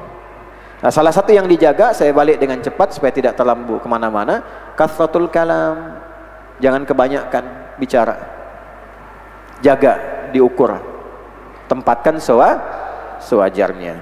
Dengan yang kedua, wa kathratul akli, dan banyak makan. Nah, Fudail itu jadi ulama besar walaupun masa lalunya kelam, kemudian jadi ulama besar, setelah itu menjaga makanan, menjaga makannya tidak terlampau kenyang. Kata Al-Imam Asy-Syafi'i rahimahullahu taala, asy-syab'u yuthqilul badana wa yuqassil qalba wa yuzilul fatana wa yajlubun nauma wa yudha'ifu sahibahu wa yud'ifu atau yud'if bisa menggandakan, tapi lebih tepat yud'ifu sahibahu 'anil ibadah. Terlampau kenyang itu bisa memberatkan badan, mengeraskan hati, mengurangi kecerdasan. Oke? Kemudian mempercepat datangnya kantuk, banyak tidur. Selanjutnya, dan menghambat orang kenyang itu, terlalu kenyang itu untuk memaksimalkan ibadah. Itu kata Al-Imam Asy-Syafi'i. Al-Imam Al-Ghazali rahimahullah ta'ala, beliau mengatakan asy-syaba'u yurithul baladah was-sabiyyu idza akthara al-akla batala hifdhuhu wa fasada dhihnuhu wa sara bati'al fahmi wal idraki. Terlampau kenyang itu hanya mewariskan kelemahan, lemah berpikir, lemah beraktivitas. Nah, ini untuk ibu bapak ya, untuk anaknya, untuk cucunya. Was-sabiyyu, adapun anak-anak itu, anak-anak kecil, idza aktsaral akla, kalau didorong oleh orang tuanya terlalu banyak makannya. Nah, nanti definisi banyak makan itu diatur juga oleh ulama, ada aturannya nanti. Ya, ada kadarnya. Nanti kita bacakan salah satu bagian dari tafsir. Saya sempat ngaji juga tadi. Ya, kalau terlampau dipaksakan terus, tapi nggak sesuai kadarnya, terus banyak makannya, batala hifdhuhu, nanti lemah kemampuan mengingatnya. Coba dicek ya, anak-anak tuh, jangan sampai berat badan karena terlampau banyak makannya terlalu banyak, itu kemampuan mengingatnya pun jadi lemah. Kata siapa? Al-Imam Al-Ghazali. Wa fasada dhihnuhu, nanti kemampuan berpikirnya terganggu. Wa sara bati'al fahmi wal idrak, kemampuan kognitifnya itu agak lambat nanti mencerna sesuatu, walaupun terlihat aktif tapi dari segi penalaran agak lemah. Nah, ini pengalaman ya. Saya nyambung ke sini dulu sampai kita sempurnakan, baru terakhir ini saya ada 5 catatan di sini, mungkin nanti bisa dilengkapi ya. Saya selesaikan dulu ya supaya tuntas, nanti setelah itu kita bisa akhiri. Wa min fawaidi qillatil akli, dan di antara manfaat mencukupkan makan, sihhatul badani wa daf'ul amradil badaniyah, itu akan berdampak pada sehatnya badan dan juga mencegah penyakit-penyakit fisik. Nah, itu ulama sepakat tuh ya, biasanya di antara sumber penyakit fisik paling banyak itu dihasilkan dari makanan, pola makan yang salah ya. Fa inna sababaha kathratul akli wa kathratus syurbi, karena sebab banyaknya orang terkena penyakit fisik, kata Syekh Hashim di sini menyimpulkan dari riwayat-riwayat para ulama, dari hadis-hadis. Apa sebabnya? Kathratul akli, makan yang tidak terkontrol, wa kathratus syurbi, dan minuman yang tidak terkontrol. Kama qila, sebagaimana pernah diingatkan, fa inna da'a aktsaru ma tarahu yakunu minat ta'ami awis syarabi. Sungguh penyakit fisik itu, itu penyakit fisik, obatnya dawa ya. Marad, penyakit hati, obatnya syifa. Kolbu, kena penyakit, penyakitnya marad. Badan itu bahasa Arab, jasad, kena penyakit, penyakitnya da. Fi qulubihim marad, bukan da. Nah, itu detailnya Quran. Obat marad itu syifa. Karena itu nggak bisa ditemukan di rumah sakit. Coba ke rumah sakit, poli gigi ada, poli mata ada, poli jantung ada, tapi poli hati susah. Bu dokter, saya ini pusing seperti vertigo, kencang sekali, baru bangun sudah susah, limbung. Apa gejala yang dirasakan? Itu kalau tetangga saya beli HP baru, saya pusing. Tangga saya beli motor baru, saya pusing. Ah, itu nggak ditemukan syifa. Wa nunazzilu minal Qur'ani ma huwa syifa. Obatnya di Quran, ngaji itu obat hati. Ngaji, sholat obat hati. Makanya orang rajin sholat ya, semacam penyakit gelisah, tidak tenang, iri, kan iri hati, tidak ada iri pikiran, dendam Ya, nah itu obatnya, terapinya pakai Quran. Ya, dulu ada Profesor Dadang Hawari itu rajin dengan menggunakan terapi ibadah. Sampai ada kasus pasien kena cancer, divonis secara medis, umurnya tinggal 2 pekan. Apa yang dilakukan? Beliau masuk kepada konsep pengobatan spiritual tadi. Tahajudnya tidak berhenti sampai tiba-tiba sembuh, hilang dan hidup sampai tiba ajalnya dengan kematian yang wajar.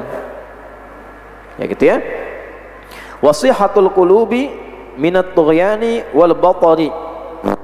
Walam yura ahadun minal awliya'i wal a'immati wal ulama'il akhyar yasifu aw yusafu bi kathratil akli wala humida bihi wa innama tuhmadu kathratul akli minad dawab allati la ta'qilu wa tursadu lil amali. Allahu akbar.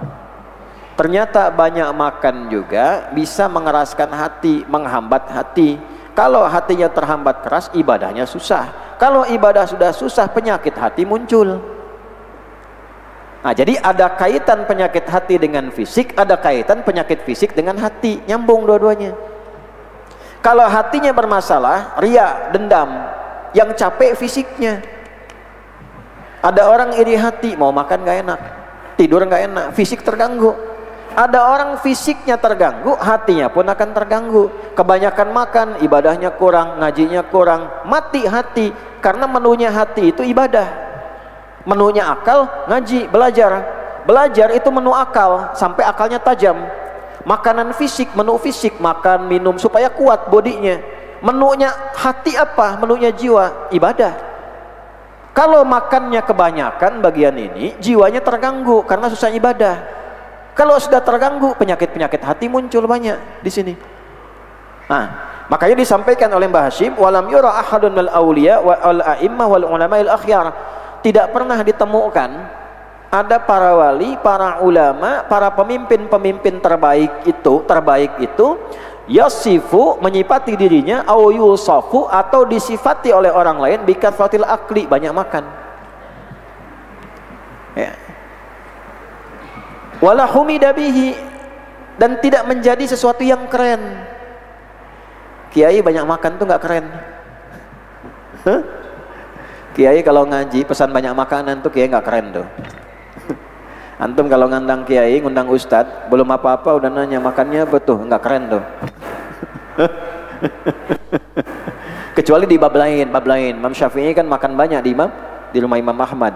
Tapi banyak pun ada ukurannya. Ada apa ukurannya?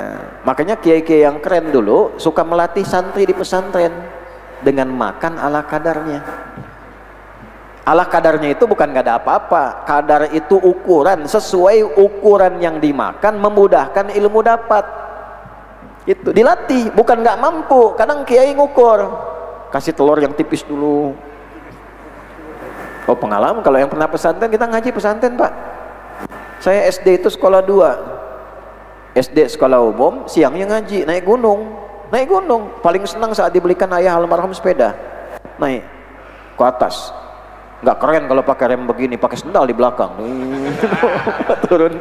Oh, kita masa-masa begitu ya. Terus kadang kalau mau keren lagi pakai balon belakang. Itu ngaji. Pulang lewat sawah gitu. Dulu ngaji kami, Pak. Santen Salafiyah Sanusiyah dulu di Pandeglang, naik ke atas tuh ngaji, belajar, pulang lagi sore di sholat asar, turun lagi, selesai SD masuk pesantren langsung di Garut. 6 tahun di Garut itu yang fenomenal. Saya baru nyadar ketika ngaji baca ini. Makannya apa? Sarapannya capruk, kecap, kerupuk. 6 tahun capruk, kecap sama kerupuk. Telurnya tipis, mungkin satu telur dibagi 10 kali itu. Diiris. Capruk. Nah, kadang-kadang kita minta pengen ada yang bagus, dapat daging kecil-kecil, itu pun hari Selasa aja. Saya tuh sampai nyari-nyari kenapa Selasa nih. Sampai saya cari kenapa daging itu Selasa. Ternyata ada sanadnya juga, Pak. Tuh kiai itu kalau milih-milih tuh nggak banyak dalil, ikuti aja gitu. Ada sanadnya. Selasa itu hari para ulama. Senin harinya Nabi. Tuh, makanya Nabi lahir hari Senin, wafat hari Senin, hijrah hari Senin. Nabi, Selasa harinya para ulama. Makanya banyak ngaji. Al-ahadu lillah, ahad harinya Allah, lillah. Jumat hari yang menghimpun itu semua, dan alhamdulillah kita dikasih Jumat. Hari kumpul ulamanya ada, wasiatnya Nabi disampaikan, nyembahnya kepada Allah, makanya Jumat menghimpun semua. Al-ahadu lillah, satu. Ya, dua, al-itsnain lin nabi, tiga, talata lil ulama, al-ahad, al-itsnaini wa thulatsa, satu, dua, dan tiga. Datang orang mau bikin pabrik rokok, konsultasi ke kiai, bikin aja 1, 2, 3 tuh. Di Samsu. 1, 2, 3. Saya nggak bahas hukum ya, hukum lain lagi kita. Lain itu ada ceritanya tuh. Ini menarik tuh. Selasa daging itu udah rebutan. Kita pakai ilmunya nih, ningkatkan taat. Baru salam, assalamualaikum, assalamualaikum. Sepekan nunggunya tuh, biasa capruk kan. Kasih daging, itu baru salam, santi udah keluar, boom, langsung ke ruang makan. Nah, kita pakai dulu ilmu taat tuh, tambah dulu dikit, sunnah, zikir. Masya Allah, keajaiban terjadi. Begitu sampai di ruang makan, Masya Allah, habis. Habis. Tapi tiba-tiba mama dapur datang, mama dapur bu, kita nyebutnya mama datang. Cep Adi katanya, tacan tuang, belum makan gitu. Mak candakan, ambilkan dulu ya katanya. Ke dapur, dapat 2. Dapat 2. Ya dapat, alhamdulillah itu. Nah itu keren dulu tuh. Jadi kerasa. Sampai sekarang saya baru sadar itu, oh ternyata ini dicukupkan itu. Dicukupkan. Jadi nempel mau belajar. Baca kitab, walaupun belum paham kitabnya, hafal kita. Oh dulu kalau keren tuh kita ngapalin. Bukan 1, 2, enggak, kitabnya dihafalin. Belajar tajwid, masih ingat tuh, 97 tuh mulai belajar. Sampai sekarang mau lupa susah. At-tajwidu lughatan al-ityanu bil jayyidi wastilahan ilmun yu'rafu biha qaum mustaqam li sifati wal muludi wa ghairi dzalika kat tarqiqi wa tafhim wa nahwihima ma ghayatu ilmi tajwid wa ghayatu bulughun nihayati fi itqan lafzil qur'ani ala matluqiyah min hadatin nabawiyyah wa sahihati wa qila ghayatuhu sunu lisan al-khata'i fi kitabillah ta'ala. Belajarnya hari Rabu jamnya, mulai belajar jam 4. Ngapalinnya di mana tuh masih hafal. Sedikit makan. Makanya nggak biasa gitu. Saya nggak biasa ngajar sambil minum itu. Karena nggak bisa ngajar sambil minum gini. Tapi jarang ya, karena kebiasaan dulu, bukan nggak mau minum, kebiasaan dulu. Paling dikit itu ini lagi kebiasaan. Kalau kebanyakan nggak bisa ngajar. Ya teman-teman yang lama dengan saya nih, kan kita teman-teman lama. Saya kan pertama ngajar di Al-Ihsan situ. Ya dari 2012 tuh awal, terus di Al-Azhar di sini ngisi pada maghrib. Teman-teman pasti tahu yang lama-lama itu. Kalau ngajak saya ke tempat makan pasti capek nawarin, tad ini, karena nggak biasa makan banyak.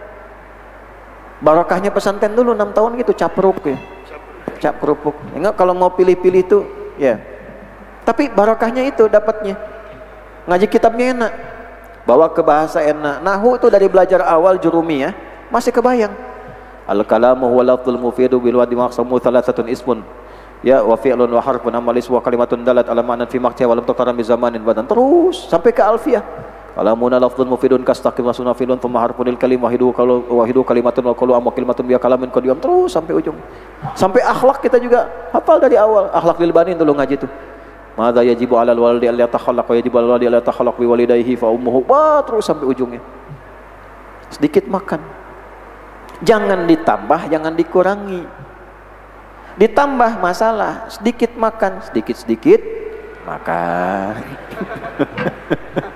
Sedikit tidur, sedikit tidur, masalah. Ya, makanya nggak keren kalau ada kiai kebanyakan makan tuh nggak keren. Ilmunya pasti sedikit karena makannya banyak. Sebelum ngajinya cuma 5 menit. Itu selesai. Ya. Nah, wa innama tuhmadu kasratul akli, yang keren itu, yang harus banyak makan itu minad dawab, hewan ternak. Kalau hewan ternak harus banyak makan, itu keren. Kambing makan yang banyak, sapi makan yang banyak, karena mau dipotong supaya dagingnya bagus, kandungannya bagus. Allati la ta'qilu wa tursadu lil amal. Memang tujuannya kambing, sapi, kerbau memang nggak ada akalnya. Banyak makan itu karena nggak suplai ke akal. Oh bayangin kalau kambing ada sedikit akalnya aja, Oh, begitu mau dipotong besoknya akalnya pakai tuh. Jadi bahaya. Makanya kenapa kambing banyak makan, sapi banyak makan? Karena nggak ada akalnya, nggak ada suplai buat akal. Lawannya kita yang bukan hewan, jangan kebanyakan makan. Nanti pikiran nggak hidup. Jelas ya? Allah itu kalau mau ngasih gambaran logika indah, gampang tapi dalam. Ya ini yang sering ngeluh tentang rezeki, ngeluh. Ya Allah kenapa begini? Aku sudah berusaha nggak dapat juga. Nah.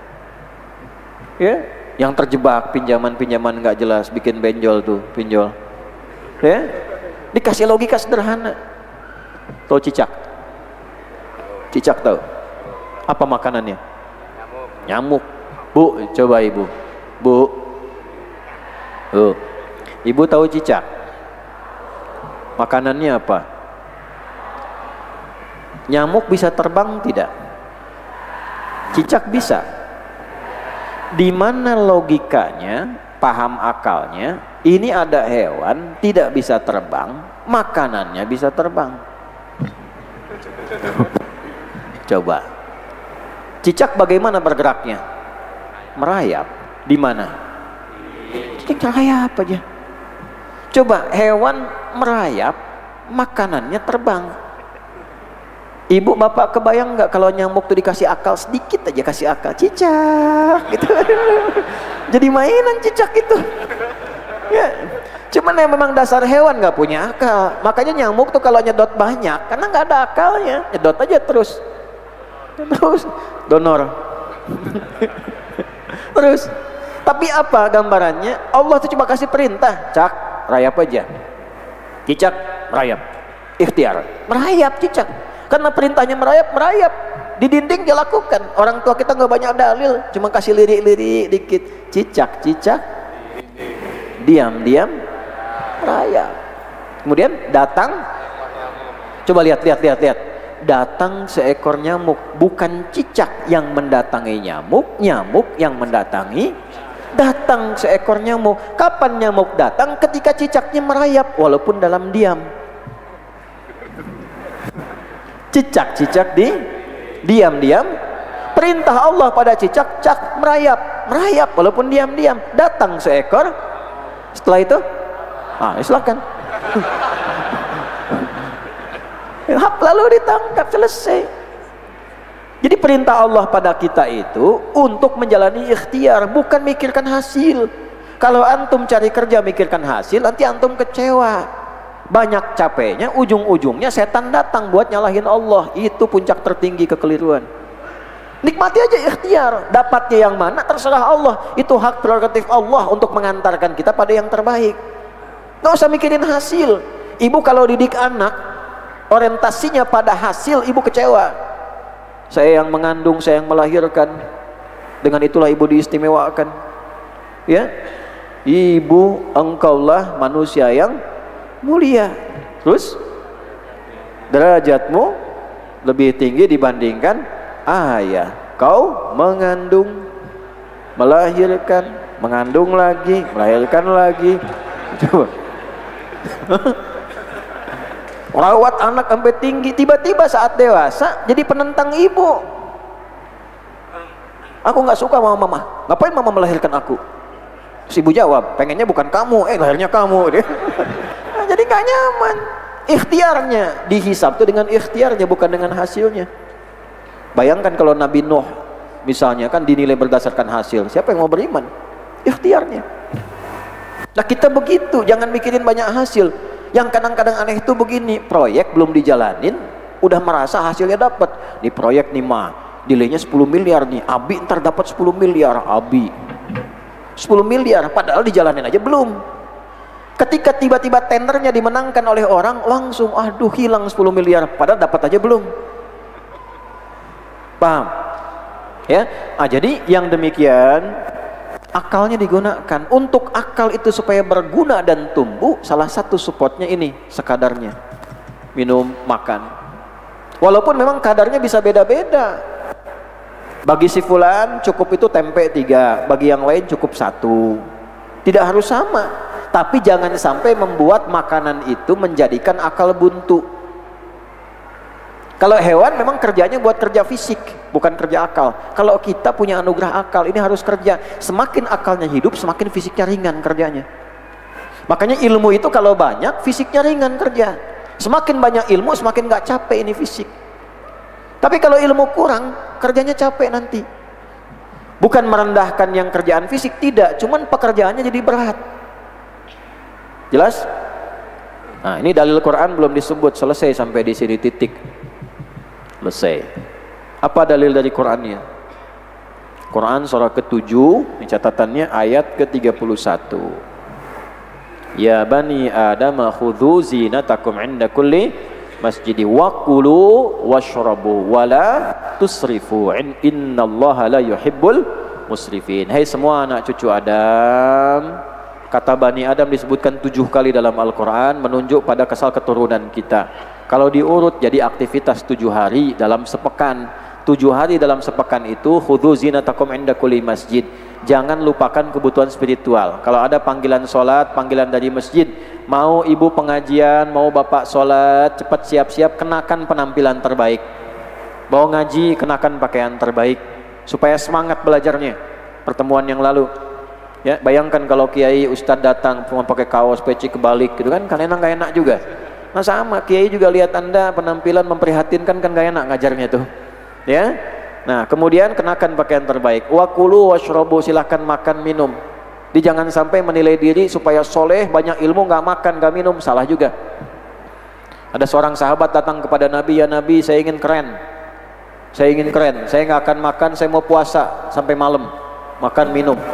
Saya juga nggak akan menikah, tuh ya. Apa komentar Nabi? Saya ini orang takwa, orang paling keren, manusia paling keren, paling takwa. Saya Nabi, tapi saya juga makan, saya juga puasa. Saya makan, saya istirahat. Saya juga menikah. Siapa yang tidak ikut sunnah saya bukan bagian golongan saya, tidak keren. Maka silakan makan, jangan menyiksa diri juga. Minum-minum, tapi sekadarnya. Nah, apa tafsir dari ayat ini? Imam Al-Baghawi sebagai penutup bonus. Imam Al-Baghawi itu punya kitab namanya Ma'alimut Tanzil. Saya baca ada 3 kitab tafsir sebelum kesini tadi. Salah satunya Ma'alimut Tanzil. Imam Al-Baghawi nama aslinya Al-Imam Al-Husain bin Mahmud, ya. Punya gelar namanya Al-Fara Al-Baghawi. Punya kitab namanya Ma'alimut Tanzil. Itu kitab bagus, bagus. Mazhabnya Syafi'i. Beliau memberikan komentar, komentarnya bagus. Saya baca Jalalain tadi saya baca, tapi yang agak lengkap di Ma'alimut Tanzil. Kalau Jalalain kan singkat-singkat. Apa kata beliau? Yang dimaksud di sini ala kadarnya itu wakulu washrabu wala tusrifu, jangan berlebihan. Berlebihan makan, berlebihan minum, ya. Dampaknya pada ilmu enggak baik. Yang dimaksud wala tusrifu maknanya 3. Catat ini ya. 1, sumbernya halal dan haramnya. Makannya cukup, minumnya cukup, tapi enggak halal, itu merusak ke jiwa. Awas nih, para ayah. Hati-hati, cari uang yang benar.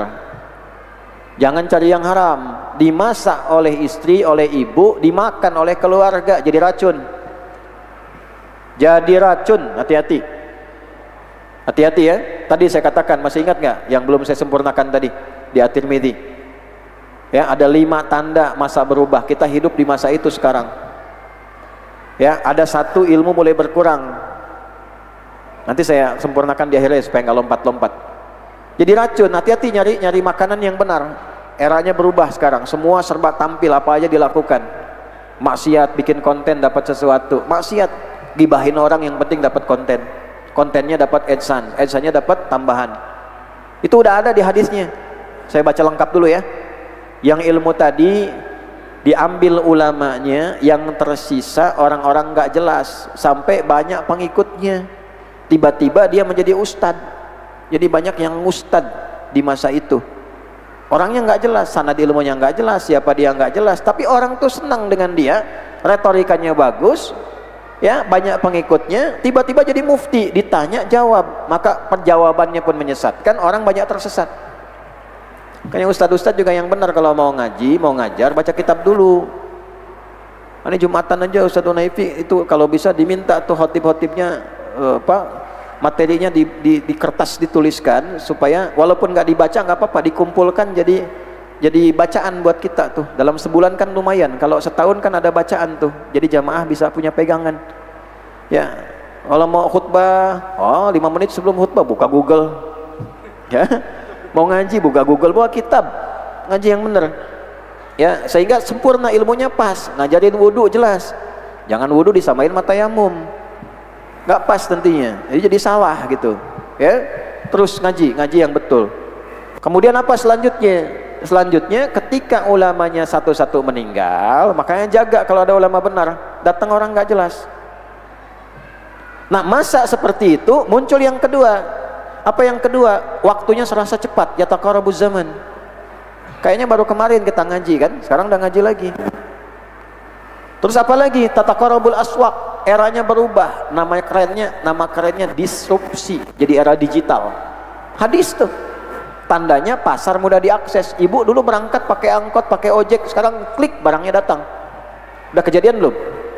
Nah, kalau sudah pindah era, yang keempat, tantasyirul fitan, fitnahnya meluas.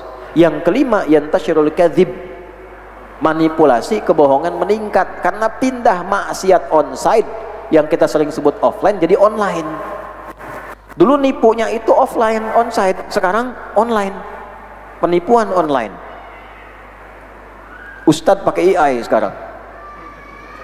Saya pun tiba-tiba keluar video kemana, suara kemana. Ustadz Adi jualan garam ruqyah. Padahal seumur-umur nggak pernah ceramah tentang garam itu. Sekarang orang bikin podcast, bikin konten, buat jelek-jelekin Ustadz, diadu sama Ustadz lain. Ini sama ini sama ini. Emang eranya begitu. Jadi kalau ada yang begitu, benar hadisnya. Itu buktinya itu ada. Itu. Jadi jangan kaget. Karena nanti ada masa-masa sifatnya kata Kiai Zainuddin dulu tuh cepat kaget gampang kagum. Gampang kagum, kaget. Ada mall baru dibuka, ke situ boom. Numpang kaget aja, beli enggak? Ya? Rojali kan rombongan jarang beli tuh. Lihat rame, foto-foto balik lagi. itu eranya kita begitu sekarang. Makanan juga begitu, minuman begitu. Sekarang lihat tak bisa pesan. Nah, kadang kalau berlebihan, satu sumber lihat dari halal haramnya. Jangan sampai kerja dari yang haram. Walaupun makannya itu cukup, terbatas, tapi dari yang haram itu merusak juga. Merusak hati, merusak ilmu. Kalau ilmunya bisa dapat, bisa. Cuma nanti rusak ilmunya. Dipakai buat menipu, melayani nafsu. Makanya banyak orang pintar yang ditangkap-tangkap itu kan pintar. Kenapa? Karena ilmunya dipakai melayani nafsu.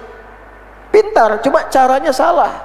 Kalau buat jadi pintar Pak, Bu, bisa pintar, gak usah takut, bisa pintar, cuman gak akan berkah. Akan berkah. Jadi kalau Anda, saya mengatakan tuh orang gak sholat aja rezekinya banyak, anaknya pintar, iya, cuman gak berkah. Kalau buat pintar aja, belajar yang rajin, kerja yang banyak, Anda kaya. Cuma kekerjaan Anda itu, kekayaan Anda, keilmuan Anda akan digunakan melayani nafsu. Nafsu itu cuman pengen, dia nggak peduli manfaat atau tidak. Makanya kenapa koruptor itu banyak yang kaya? Karena nggak peduli, nafsunya aja pengen nambah, dipakai belum tentu. Ya, makanya orang yang hartanya dari yang haram itu cenderung pelit dalam beramal soleh. Kenapa? Karena yang solehnya sedikit. Waktu Ka'bah itu kena musibah di era-era Nabi saat awal-awal terlahir tumbuh, kan kena musibah kebakaran tuh. Kumpul, itu kan banyak orang kaya, Abu Jahal, Abu Lahab, abu-abu yang lain kaya-kaya itu. Terus nyumbang, karena mereka pun yakin Allah itu Tuhan, cuman nggak nerima Nabi Muhammad diutus jadi Nabi. Nah, begitu iuran untuk renovasi Ka'bah, nyumbangnya sedikit. Sampai nggak semuanya utuh, tapi hikmahnya tersisa bagian dalam Ka'bah dengan izin Allah, supaya kalau ada orang pengen masuk dalam Ka'bah untuk sholat, bisa sholat di area itu. Jelas? Nyumbangnya dikit aja. Makanya para ulama suka ngambil kesimpulan. Sebagian ulama kesimpulan, kalau ada orang kaya nyumbang amal soleh dikit padahal hartanya melimpah, yang halal yang itu yang dikit tuh. Walaupun kesimpulannya itu tidak harus seperti itu seutuhnya, tapi itu ada sanadnya. Itu ya, satu sumber, hati-hati, sumber itu merusak ilmu. Walaupun makannya cukup, tidak terlampau banyak, tapi sumber yang haram itu merusak. Dua, Makanan yang melebihi kadar dari segi kuantitasnya, jumlahnya. Halal dapatnya, kerjanya halal, makannya berlebihan. Sambal satu kelingking begini ukuran, bagus. Sambal satu baskom, tidak bagus. Ya, makan tempe 2, 3 cukup. Enak tempenya, 30 tempe tidak bagus. Makanya Nabi membatasi thuluthun lit-ta'am wa thuluthun lisyarab wa thuluthun li-nafs. Jadi sepertiga makanan, sepertiga minuman, sepertiga untuk nafas udara. Jangan sampai dimakan sampai nafas pun susah. Tambah lagi. Itu. Udah nafas susah pengen nambah. Nah itu yang kedua ya. Jadi yang kedua, kadarnya melebihi. Kadar itu sesuai ukuran, melebihi ukuran, jumlahnya banyak. Yang ketiga, nih Imam Baghawi rinci sekali nih. Yang ketiga itu ukurannya pas. Sumbernya halal. Sudah halal, ukurannya pas, cuma makanan itu nggak cocok buat kesehatan tubuhnya. Tuh. Secara medis kalau makan durian itu nggak bagus. Karena ada yang nggak cocok dari bagian tubuh. Yang bagus apel misalnya. Dipaksain makan durian, sakit. Nah itu pun tidak baik. Tidak baik bagi ilmu, tidak baik bagi fisik. Jadi kalau sudah sakit belajarnya nggak bisa. Jelas? Jadi dirinci 3 sumber. 1, sumber cara mendapatkannya, halal haramnya. Yang kedua kadarnya. Yang ketiga manfaatnya. Apakah itu baik untuk tubuh atau tidak. Nah ini yang kajian kita, insya Allah ayatnya dapat, hadisnya dapat, catatan ulamanya juga dapat. Saya tutup dengan qaul ulama. Tadi sudah 4 ya, ini yang terakhir, yang kelima. Imam Ibnu Hajar Al-Asqalani, beliau menyampaikan, qala al-Hafidh Ibnu Hajar Al-Asqalani rahimahullahu ta'ala, asy-syaba' ma ja'a minan nahyi anhu. Adapun kenyang yang terlarang itu, kenyang yang terlarang, makan minum boleh. Kenyang boleh enggak Imam Ibnu Hajar? Boleh, tapi ada kenyang yang terlarang. Oke, apa kenyang yang terlarang itu? Mahmulun ala syaba' alladhi yuthqilul ma'idah. Yaitu kenyang yang membuat beban lambung terlalu berat. Ya. Kenyang boleh, tapi kenyang yang sesuai kadar, jangan memperberat apa? Lambung. Memperberat bagian ya yang menampung makanan itu harus diproses.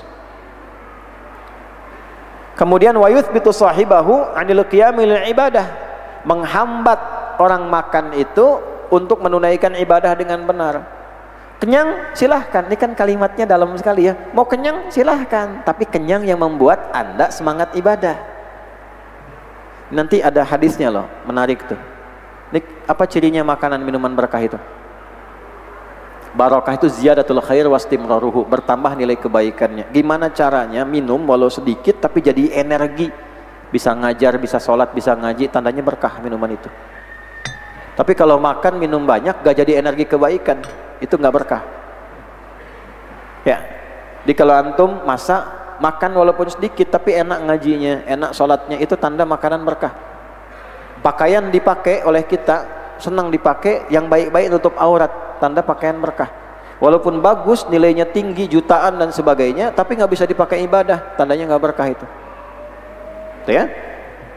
Kemudian wa yufdi ilal batari wal ashri, dan menghadirkan keangkuhan, kesombongan. Di walaupun makannya sedikit, apalagi sampai kenyang, tapi hanya untuk update status, aku makan restoran ini loh. Nah ini tandanya nggak berkah, nggak sehat itu ya. Ya, kalau mau review ya untuk menunjukkan restoran nggak apa-apa, misalnya brand ambassador untuk restoran tertentu, silahkan saja. Tapi kalau menampilkan ria, kesombongan dan sebagainya, itu tanda makanan yang tidak berkah. Wan naum wal kasal, dan makanan yang kenyang tapi membawa banyak tidur dan malas. Banyak tidur dan malas, bangun tidur, tidur lagi, habis tidur, tidur lagi, tidur lagi. Ini menunjukkan ada yang tidak seimbang. Ini kesimpulan dari tips yang ke-6. Kalau ingin jadi penuntut ilmu yang mudah mendapatkan ilmu, maka aturlah cara mengkonsumsi makanan dan minuman. Simpulkan satu, cari dari yang halal. Jangan sampai mendapatkan yang haram, termasuk yang syubhat atau makanan halal salah niat. Nanti yang ngaji Ihya, yang ngajinya kitab Imam Al-Ghazali, coba lihat sirahnya tuh. Imam Ghazali itu waktu ayahnya meninggal, yatim, kan dititipkan di panti sahabatnya kan. Niatnya apa? Padahal itu ulama besar, tapi nggak dapat ilmunya. Baru Imam Ghazali ketika tubuh menyadari, saya kok ngaji di sini ikut tinggal tapi nggak dapat ilmunya. Ternyata salah niat.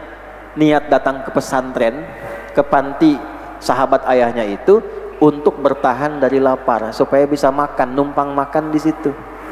Maka sejak saat itu beliau mengganti pola berpikirnya supaya mendapatkan ilmunya, bukan karena makanannya. Sejak saat itu ilmu terbuka.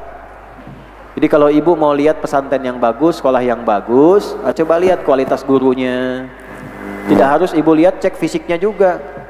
Oh ini makanannya enak-enak, anak saya terjamin di situ. Nah gimana ibadahnya?